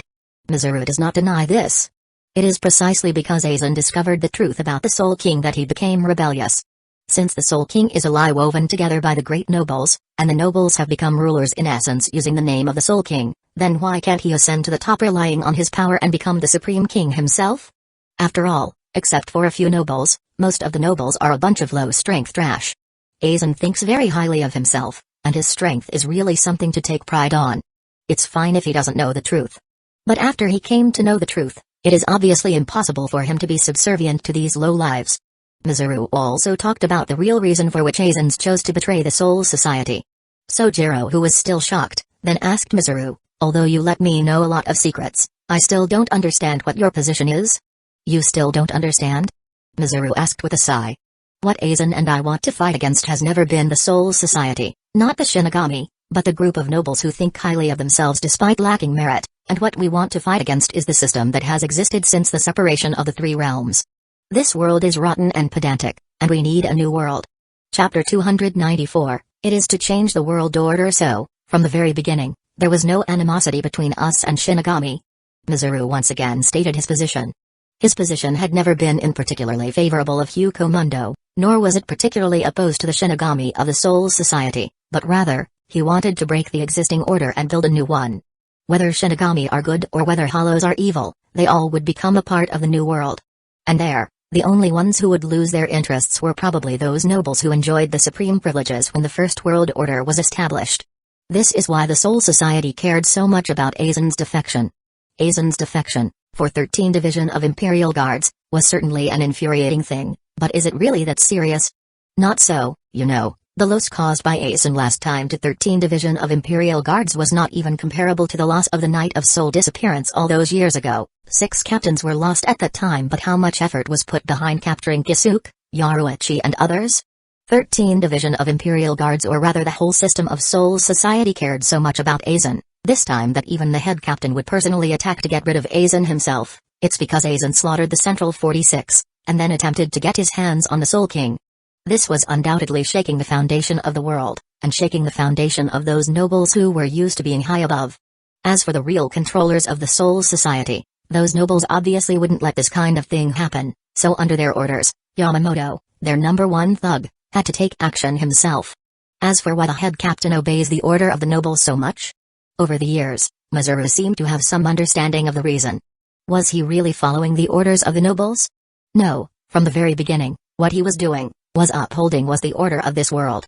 What is the world's order? The division of the realms is the order of the world. Even if those nobles enjoyed great privileges during this period, compared to the chaotic primitive world in which neither concept of advance nor retreat were present, the current world was undoubtedly stable. Although there were still hollows, as long as Shinigami actively removed them, the world of living and the Soul Society were generally in a state of peace. Yamamoto could not afford to let Aizen invade the domain of the Soul King, disrupting the existing order, and then destabilize the three realms. It was not only Yamamoto, but also the Zero Division guarding the Soul King. Each of them was powerful and detached from the outside world. In fact, they don't really care about those nobles. What they guard is the order and stability of the world. This time I will show mercy to them. Apart from the fact that there is no animosity between me and them, there is another reason that the Soul Society must retain enough power to deal with a crisis that may come at any time. It would be best for them if they become stronger than they currently are. Kenpachi Zaraki awakened his Zanpakuto, and even learned Benkei, which in a way, is a good thing. Sojiro became more and more confused. Even though they were talking about nobles and Soul King before, why did Mizuru suddenly talk about some crisis that might come at any time? And according to him, if the Soul Society was not strong enough, it might even be fatal for them. Could it be that, for the Soul Society, the biggest crisis they face was not the Hueco Mundo headed by Aizen? Mizuru glanced at Sojiro's curious eyes, but didn't explain anything to him this time. After knowing that the ancestor of all Quincy was still alive and was hiding in the shadow of Siriite AI with many powerful Quincies, he and Aizen had always regarded the remaining Quincies as an enemy whom they would eventually face. Aizen thinks that group of Quincies were obstacles to his success. After all, Hueco almost overthrew the Soul Society in the past, and was only stopped because of Yamamoto. Now after 1,000 years of dormancy, the Soul Society was completely unprepared. Once the Quincies choose to attack, the situation would only be worse than it was 1,000 years ago. However, he still chose to bring Raikars to Karakura town to fight against the Soul Society at this time because if he could succeed in this war, he would successfully create the Okayan, and then he could enter the palace of the Soul King, and then succeed in replacing the Soul King as the new Soul King. As long as he becomes the new Soul King, even if Hueco strikes again, it was not a cause for concern to him. But Mizuru was different from Aizen, although he also regarded the secret Quincy's as a great enemy, and also wanted to build a world with a new order, but he doesn't think it was the correct time now. Not to mention whether Aizen's creation of Okayan could be successful or not, let's just say that he really broke into the palace of the Soul King. The Zero Division that guards the Soul King was enough for him to get a reality check. Rather than starting a war against the Soul Society now, it would be better to wait until Hueco officially launches an attack on the Soul Society, and when the time comes, the two sides would fight each other, which would provide the best chance to seize the power of the Soul King. And because the Hueco side had prepared too much, that is, 1,000 years of preparation, and they were in the shadow of the Sairi Itai, anything in the Soul Society could not escape their observation. Mizuru wanted to be the fisherman who reaps the benefits of the competition between the snipe and the clam, so he had to find an opportunity to pick himself out of the current conflict. So there was this timing of his rebellion, and even in front of Byakuya, he told him the relationship between himself and Aizen in detail, and confirmed his rebellion. The previous battle in the main hall of the Los Noshes was also a special training for Byakuya. He gave Byakuya an early taste of what it's like to face a stronger enemy. And because he was his teacher, his betrayal would definitely make him angrier than Aizen and others, and then stimulate his determination to become stronger. Let's not mention anything else. As long as Byakuya could become stronger before the upcoming big battle, then it could be regarded as an explanation to Mizuru's painstaking efforts. He did the same for Zaraki as he knew about him suppressing his power, but Zaraki awakening his Zanpakuto in the middle of the battle was something even Mizuru didn't expect. Moreover, the power of Zaraki's Bankai was so strong that it even destroyed his enchantment. He's really outrageous. But generally speaking, this was a good thing. At the same time, this betrayal was also for another reason. After Aizen's failure, Mizuru would inherit Aizen's position, and then become a sword of Damocles, keeping the Soul Society in a state of combat readiness for a long time, so that they are not unprepared during the times when it matters. Even if the targets of the preparations were different, but generally speaking, it would be beneficial that they would be in a state of combat readiness. Without explaining all these reasons to Sojiro, Mizuru ordered to Ulquiorra, who was at the side, "Ulquiorra, open up a garganta to the Soul Society." Sojiro's heart thumped. The time to settle accounts with those nobles has come. Mizuru was going to do what he was most looking forward to. Chapter 295, The Other Side Situation. As far as Mizuru was concerned, while he was wary of the hidden Hueco and the Wandenruk, he was also looking forward to the war between the Wandenruk and Sairi Itai, so that he could reap the benefits as a third party. And because the Soul Society side was his old friend and relative of many years, he sincerely hoped that the Soul Society side could persist for a while, and it would be best if none of the people he was familiar with have no accidents. As he said to Sojiro, his and Aizen's goal from the very beginning was to build a brand new world with a new order, and the Soul Society had never been truly their enemy. The current hostile relationship was a byproduct of their actions as that group of nobles, whether it was Aizen or Mizuru, they never had any place in that new world they conceived. As for Mizuru's apprentice Byakuya was also a member of one of the great nobles, and was even the head of the Kuachiki family, the head family of the four great nobles, and many of his friends were also from the noble backgrounds. Mizuru could only express his apologies for this, although his behavior might cause these friends to lose their privileges as nobles, but for a better new world, he had to do so. And before waiting for the outbreak of the war between the Soul Society and the Wandenruk, it's not like that there was nothing to do. For example, he could take advantage of the current opportunity to start another liquidation of Central 46.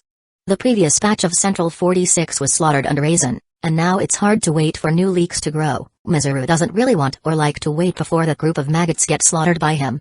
Although Ulquiorra didn't understand what Mizuru was planning to do in Soul Society at this time. But Ulquiorra just opened up the garganta to the Soul Society.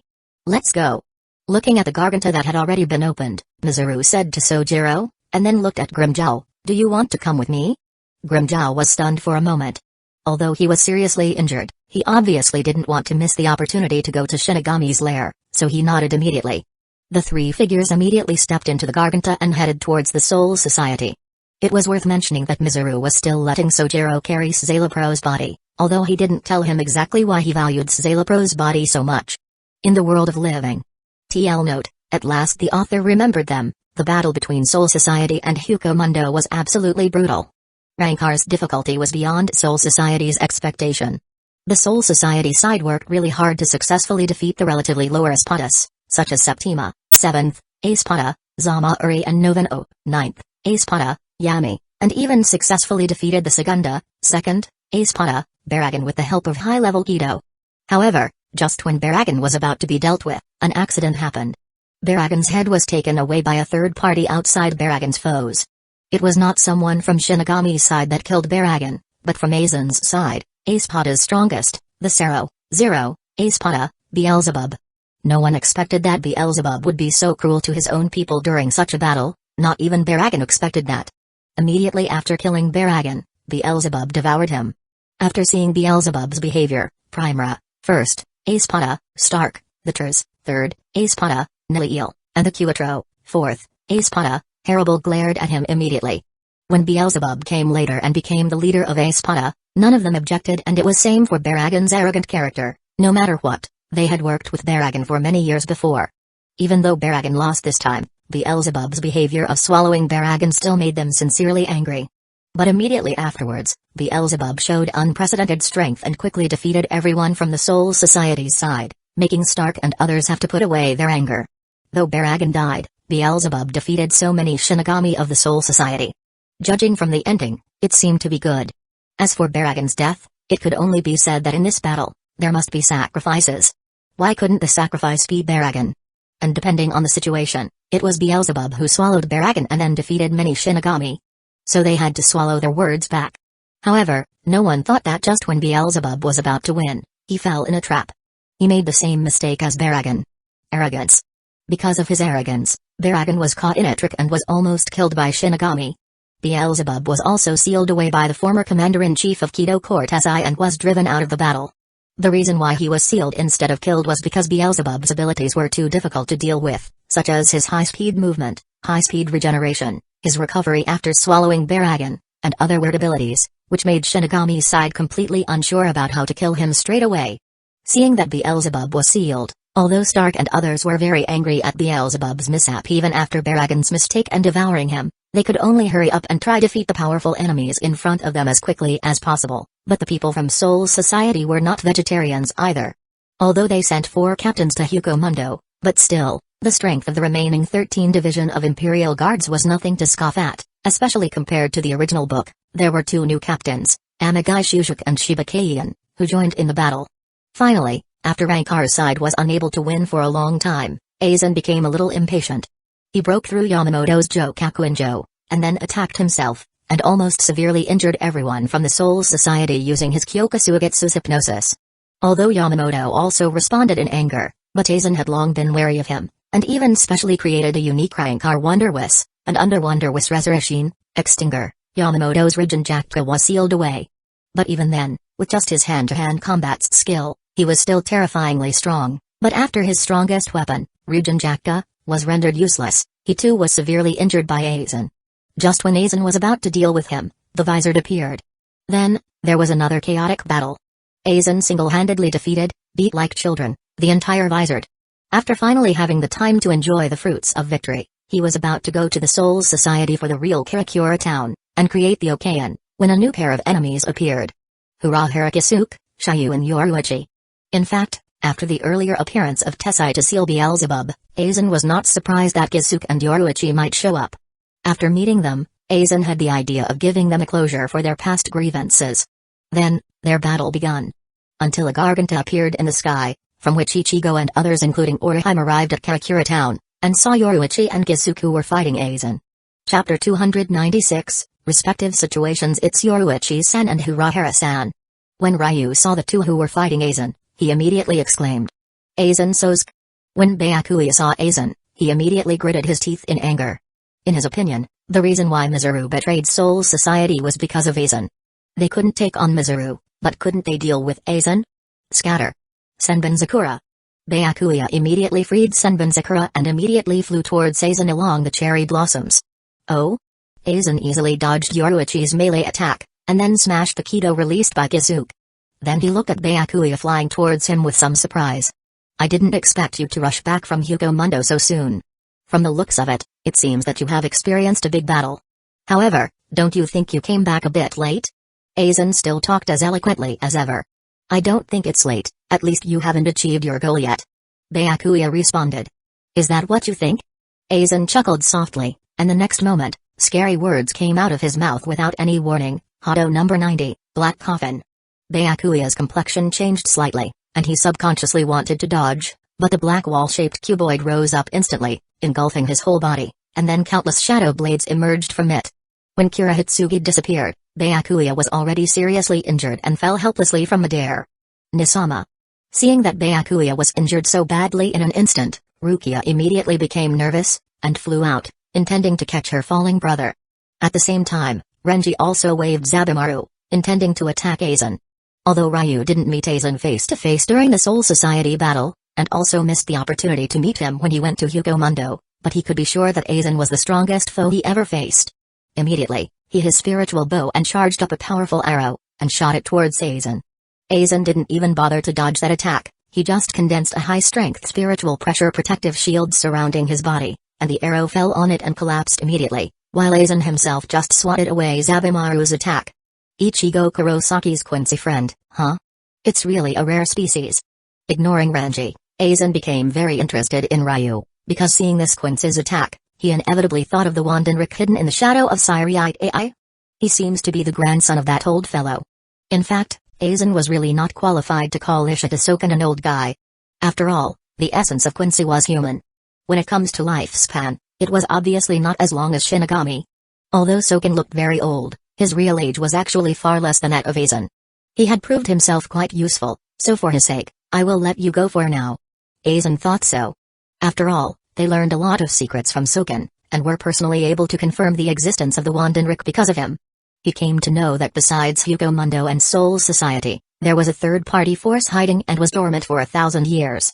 With such a great help from Soken, Aizen was not too in favor to do something to the old man's only grandson. Moreover, he was actually quite interested in Ryu himself.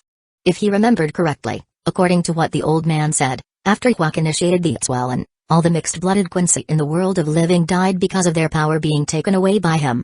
However, there was one special case that survived the Itswellen. That was Ishida Ryu. Despite also being a mixed-race Quincy, he did not die or lost his power due to Itswellen. There were many kinds of miracles in the world, and there was no doubt that Ryu was a miracle among the Quincies. Having thought of that, in an instant, Aizen's figure flashed away, and he came to Ryu. Ryu was startled by Aizen's speed. As an archer, it was conceivable how fatal it is to be approached by the enemy. When Yoruichi noticed this, she immediately used her flash steps to its fullest, trying to help Ryu. While they're pinning their hopes on Ichigo, who hadn't seen the liberation of Aizen's Kyokusuigetsu, it would be good news to have as many fighters as possible willing to fight Aizen, even more so if it was Ryu. Not only Ichigo, Ryu also has never seen the liberation of Kyokusuigetsu. However, Yoruichi herself still underestimated Aizen. In the eyes of Ichigo and Sato nearby, they saw that Aizen attacking Ryu, and Yoruichi was rushing to help, but she went in the opposite direction. Boom! Ryu was blown away by Aizen. Ichigo and Sato immediately stopped caring about Yoruichi, who went in the opposite direction. Sato charged up his fist and punched at Aizen in front of him. Aizen swung his sword casually, and a huge wound appeared on Sato's body immediately, and he lay slowly on the ground. Sato. First Ishida, and now Sato. Ichigo became very angry. Kurosaki-kun. Orihime stood quietly beside Ichigo, looking at his angry expression. She murmured with a soft voice. Is it because of Kyokusuigetsu? Although Anohana couldn't see the real things like Ichigo and others who were unaffected by it, she was able to guess the result. Obviously, Aizen activated Kyokusuigetsu's hypnosis in an instant, making Yoruichi's rescue in vain. Then, she glanced sideways at Ichigo. Do you want to defeat Aizen? Ichigo nodded seriously. Of course he wanted to defeat Aizen, but he gave his all in the previous Hueco Mundo battle. He wasted a lot of his spiritual pressure and stamina, and his strength hadn't recovered yet. Orihime had used her abilities many times. He didn't want her to exhaust her anymore, as it could have bad consequences. Otherwise, he would have rushed up as soon as Ryu was knocked into the air. Then, I will use Kaido to temporarily help you regain some strength. As for how long you can last, I don't know, but this can at least guarantee that you have the power to fight. Yes, please do so. Ichigo agreed immediately. While carrying Zaraki, who was still in a coma, Maki listened to the conversation between Ichigo and Anohana with a complicated expression. Then, he looked at Aizen, who had easily knocked out Renji and Rukia after defeating Ryu and Sato one after another, and was fighting against Yoruichi and Kisuke again. While it looked like Aizen and they were in a stalemate for the time being, with Aizen having Kyokusuigetsu, the defeat of those two was inevitable. Can Ichigo Kurosaki really defeat Aizen Sosuke? Maki was very suspicious. Kurosaki-kun, Please succeed. Orihime secretly prayed for Ichigo. Meanwhile in the Soul Society, a Garganta opened in the Siri Itai, and it was worth mentioning that the place where the Garganta opened was the hill of Sokyoku. When Aizen defected, the Garganta was also opened here, and then he was rescued by the Nagashin Light of Minos Grand on the other side of it. Ulquiorra had told him that he had grasped the coordinates of this location, so Mizuru asked him to open it here. Chapter 297, Central 46 was massacred again from inside the Garganta. 3 figures emerged slowly along with a corpse. Oh, is this the Soul Society? It doesn't look like much. As soon as Grimmjow came to Soul Society, he looked around, but after feeling it carefully, he found that it was nothing much different than Hueco Mundo, except that the environment that was a little better than Hueco Mundo, and the concentration of spirit particles in the air was lower than that of Hueco Mundo. Soul Society. Sojiro was carrying Szayelapro's body, murmured softly with a complicated expression. When he was bathed in the light of the Oin, King Seal, and was reborn in Hueco Mundo, he wanted to return to the Soul Society all the time, and seek revenge from the group of noble officials who willfully sentenced him to death, but when he finally arrived, he couldn't help but feel a little nostalgic. Mizuru also glanced at the surrounding environment, and sighed when he saw the restored Sokyoku. Fate is an incredible thing. Aizen's defection incident started from here, and when he came to Soul Society once again, it would also start from here. Where do we go next? Grimmjow turned his head and asked Mizuru. Sojiro also looked at Mizuru. Of course we are going to Central 46, to catch up with those officials and esteemed judges and sages. Mizuru announced their destination. Sokyoku Hill was not too far away from Central 46. Under the leadership of Mizuru, Grimmjow and Sojiro followed him and soon came to the vicinity of Central 46. Because the elite forces of the Soul Society have gone to the world of living to participate in the battle, the entire Siriite AI seemed very empty. With the help of the ability of a certain Zunpacto copied by Inrakuten, Mizuru easily deceived the patrolling Shinigamis without causing any ripples in the quiet Siriite AI. Is this the so-called Central 46? And the guys inside are the real decision-makers of the Soul Society? Grimmjow looked at the closed door in front of him. Through his perception, he could feel that there were dozens of spiritual pressure inside, and none of them seemed not much strong. Could such a group of weak people really dominate the Soul Society? Why were those powerful Shinigami willing to submit to such weaklings? Although it's embarrassing, these guys inside are indeed the highest decision-makers of the Soul Society. Mizuru echoed Grimmjow's words. Earlier I talked about the birth of the world in Hueco Mundo, and these guys in it are the vested interests in that world division, and they are the people in power elected by the nobles. They are neither strong nor highly intelligent. They are said to be sages, but in fact they are not even much educated. The reason why they can become the decision-makers of the Soul Society is nothing more than due to the blood in their bodies. Those with great strength and high IQ have to succumb to such dull and pedantic people because of the blood in their bodies. What a sad thing it is. The strong have no further promotional ranks and such. The solidification of ranks had already doomed the decay of this world. Then Mizuru drew his sword, and slashed out several powerful sword pressures without any warning. In an instant, the majestic gate ahead, which represented the entrance to the main hall of Central 46, was instantly shattered. In Central 46, on the high platform, 46 figures were talking. They have already learned about the war between the Soul Society and Aizen, and although the result of the battle had not yet come out, but with Yamamoto taking the charge himself, they had already expected the traitor Aizen to lose this war. After all, they were still convinced by the strength of Yamamoto Genryu's Ishigakuni. Because of this, they have already discussed in advance how to execute Aizen after the war and liquidate the people involved. Suddenly, a rumbling sound came into their ears, interrupting their conversation. 46 figures moved their eyes at the same time. What they saw was that where the original gate to their room was, now had been destroyed, and light shone into the dark environment from the destroyed door. Then, 3 figures walked from there slowly. Under the sunlight, these 3 figures were shrouded in light, making them look a bit dazzling, but after getting used to the light, the people in Central 46 could still see the faces of those figures in the center clearly.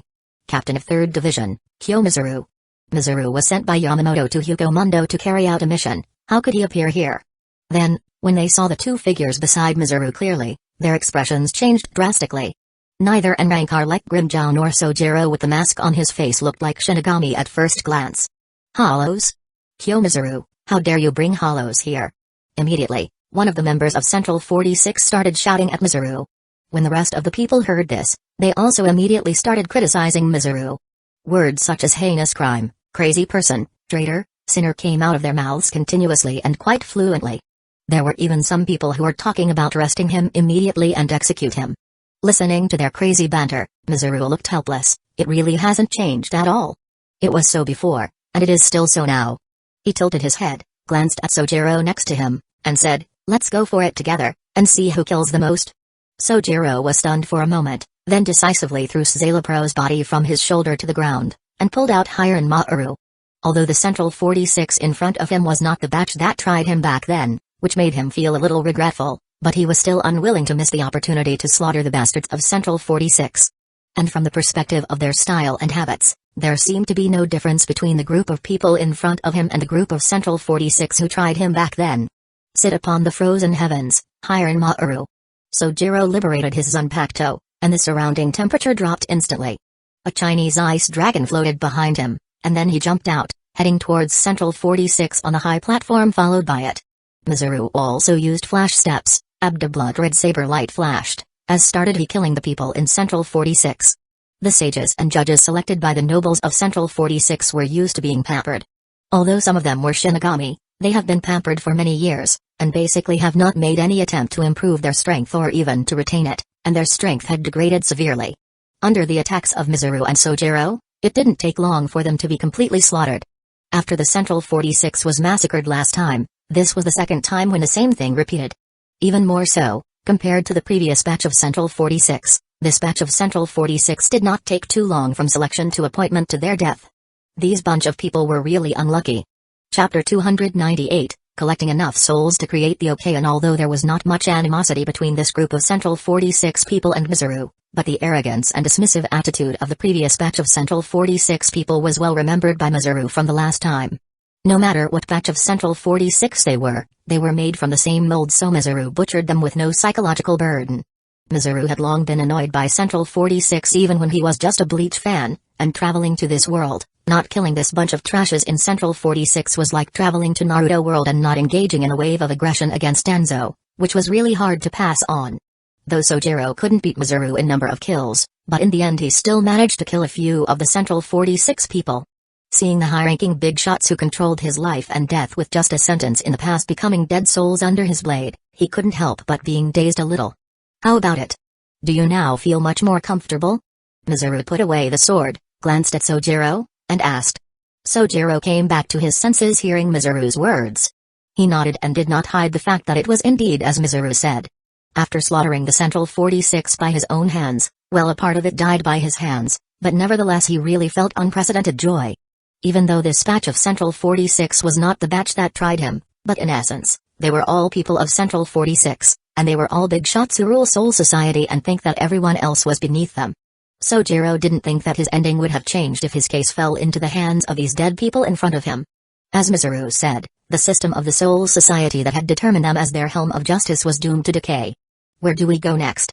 Sojiro was a very sensible and realistic person. After killing so many nobles, he continued to ask about his next goal, obviously knowing that coming here won't just be for killing a bunch of this trash.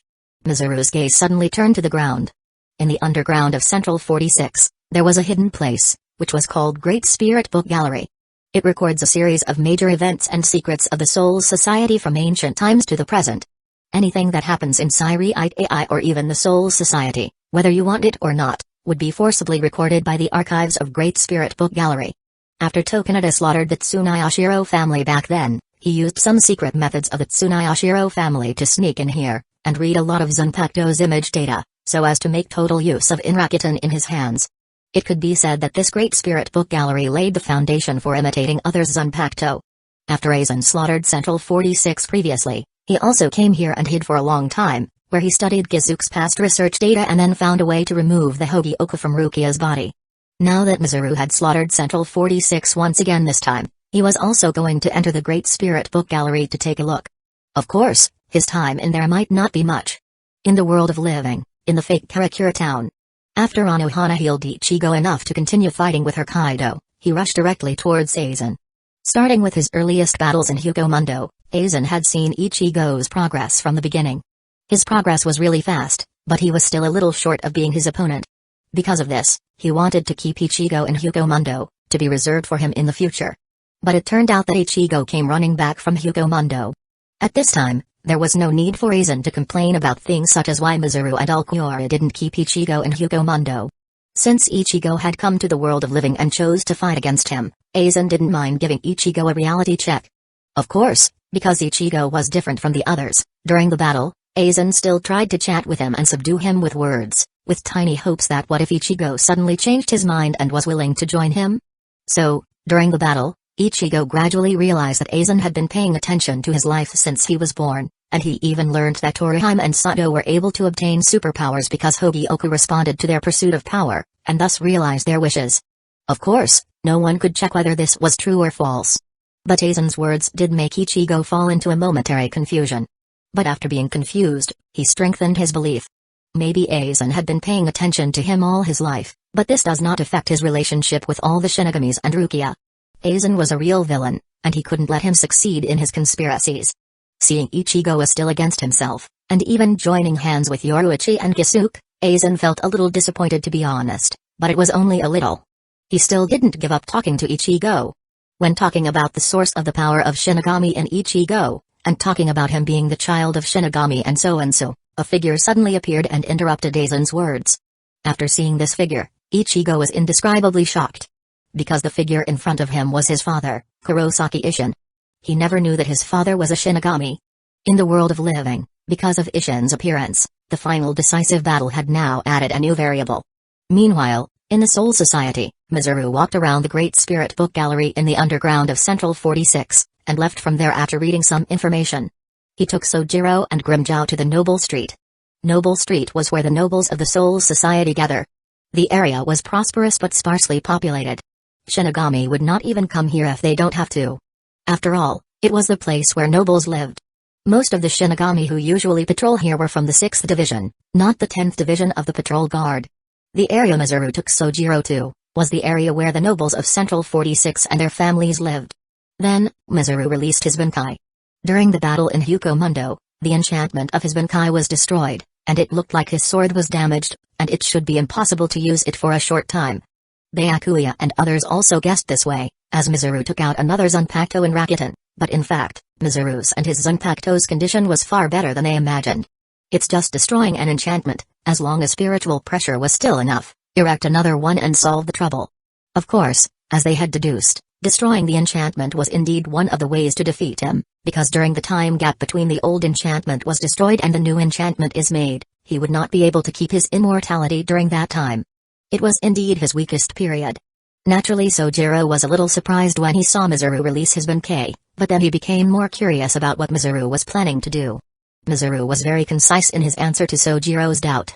It is to collect enough souls, and then create the Okayan,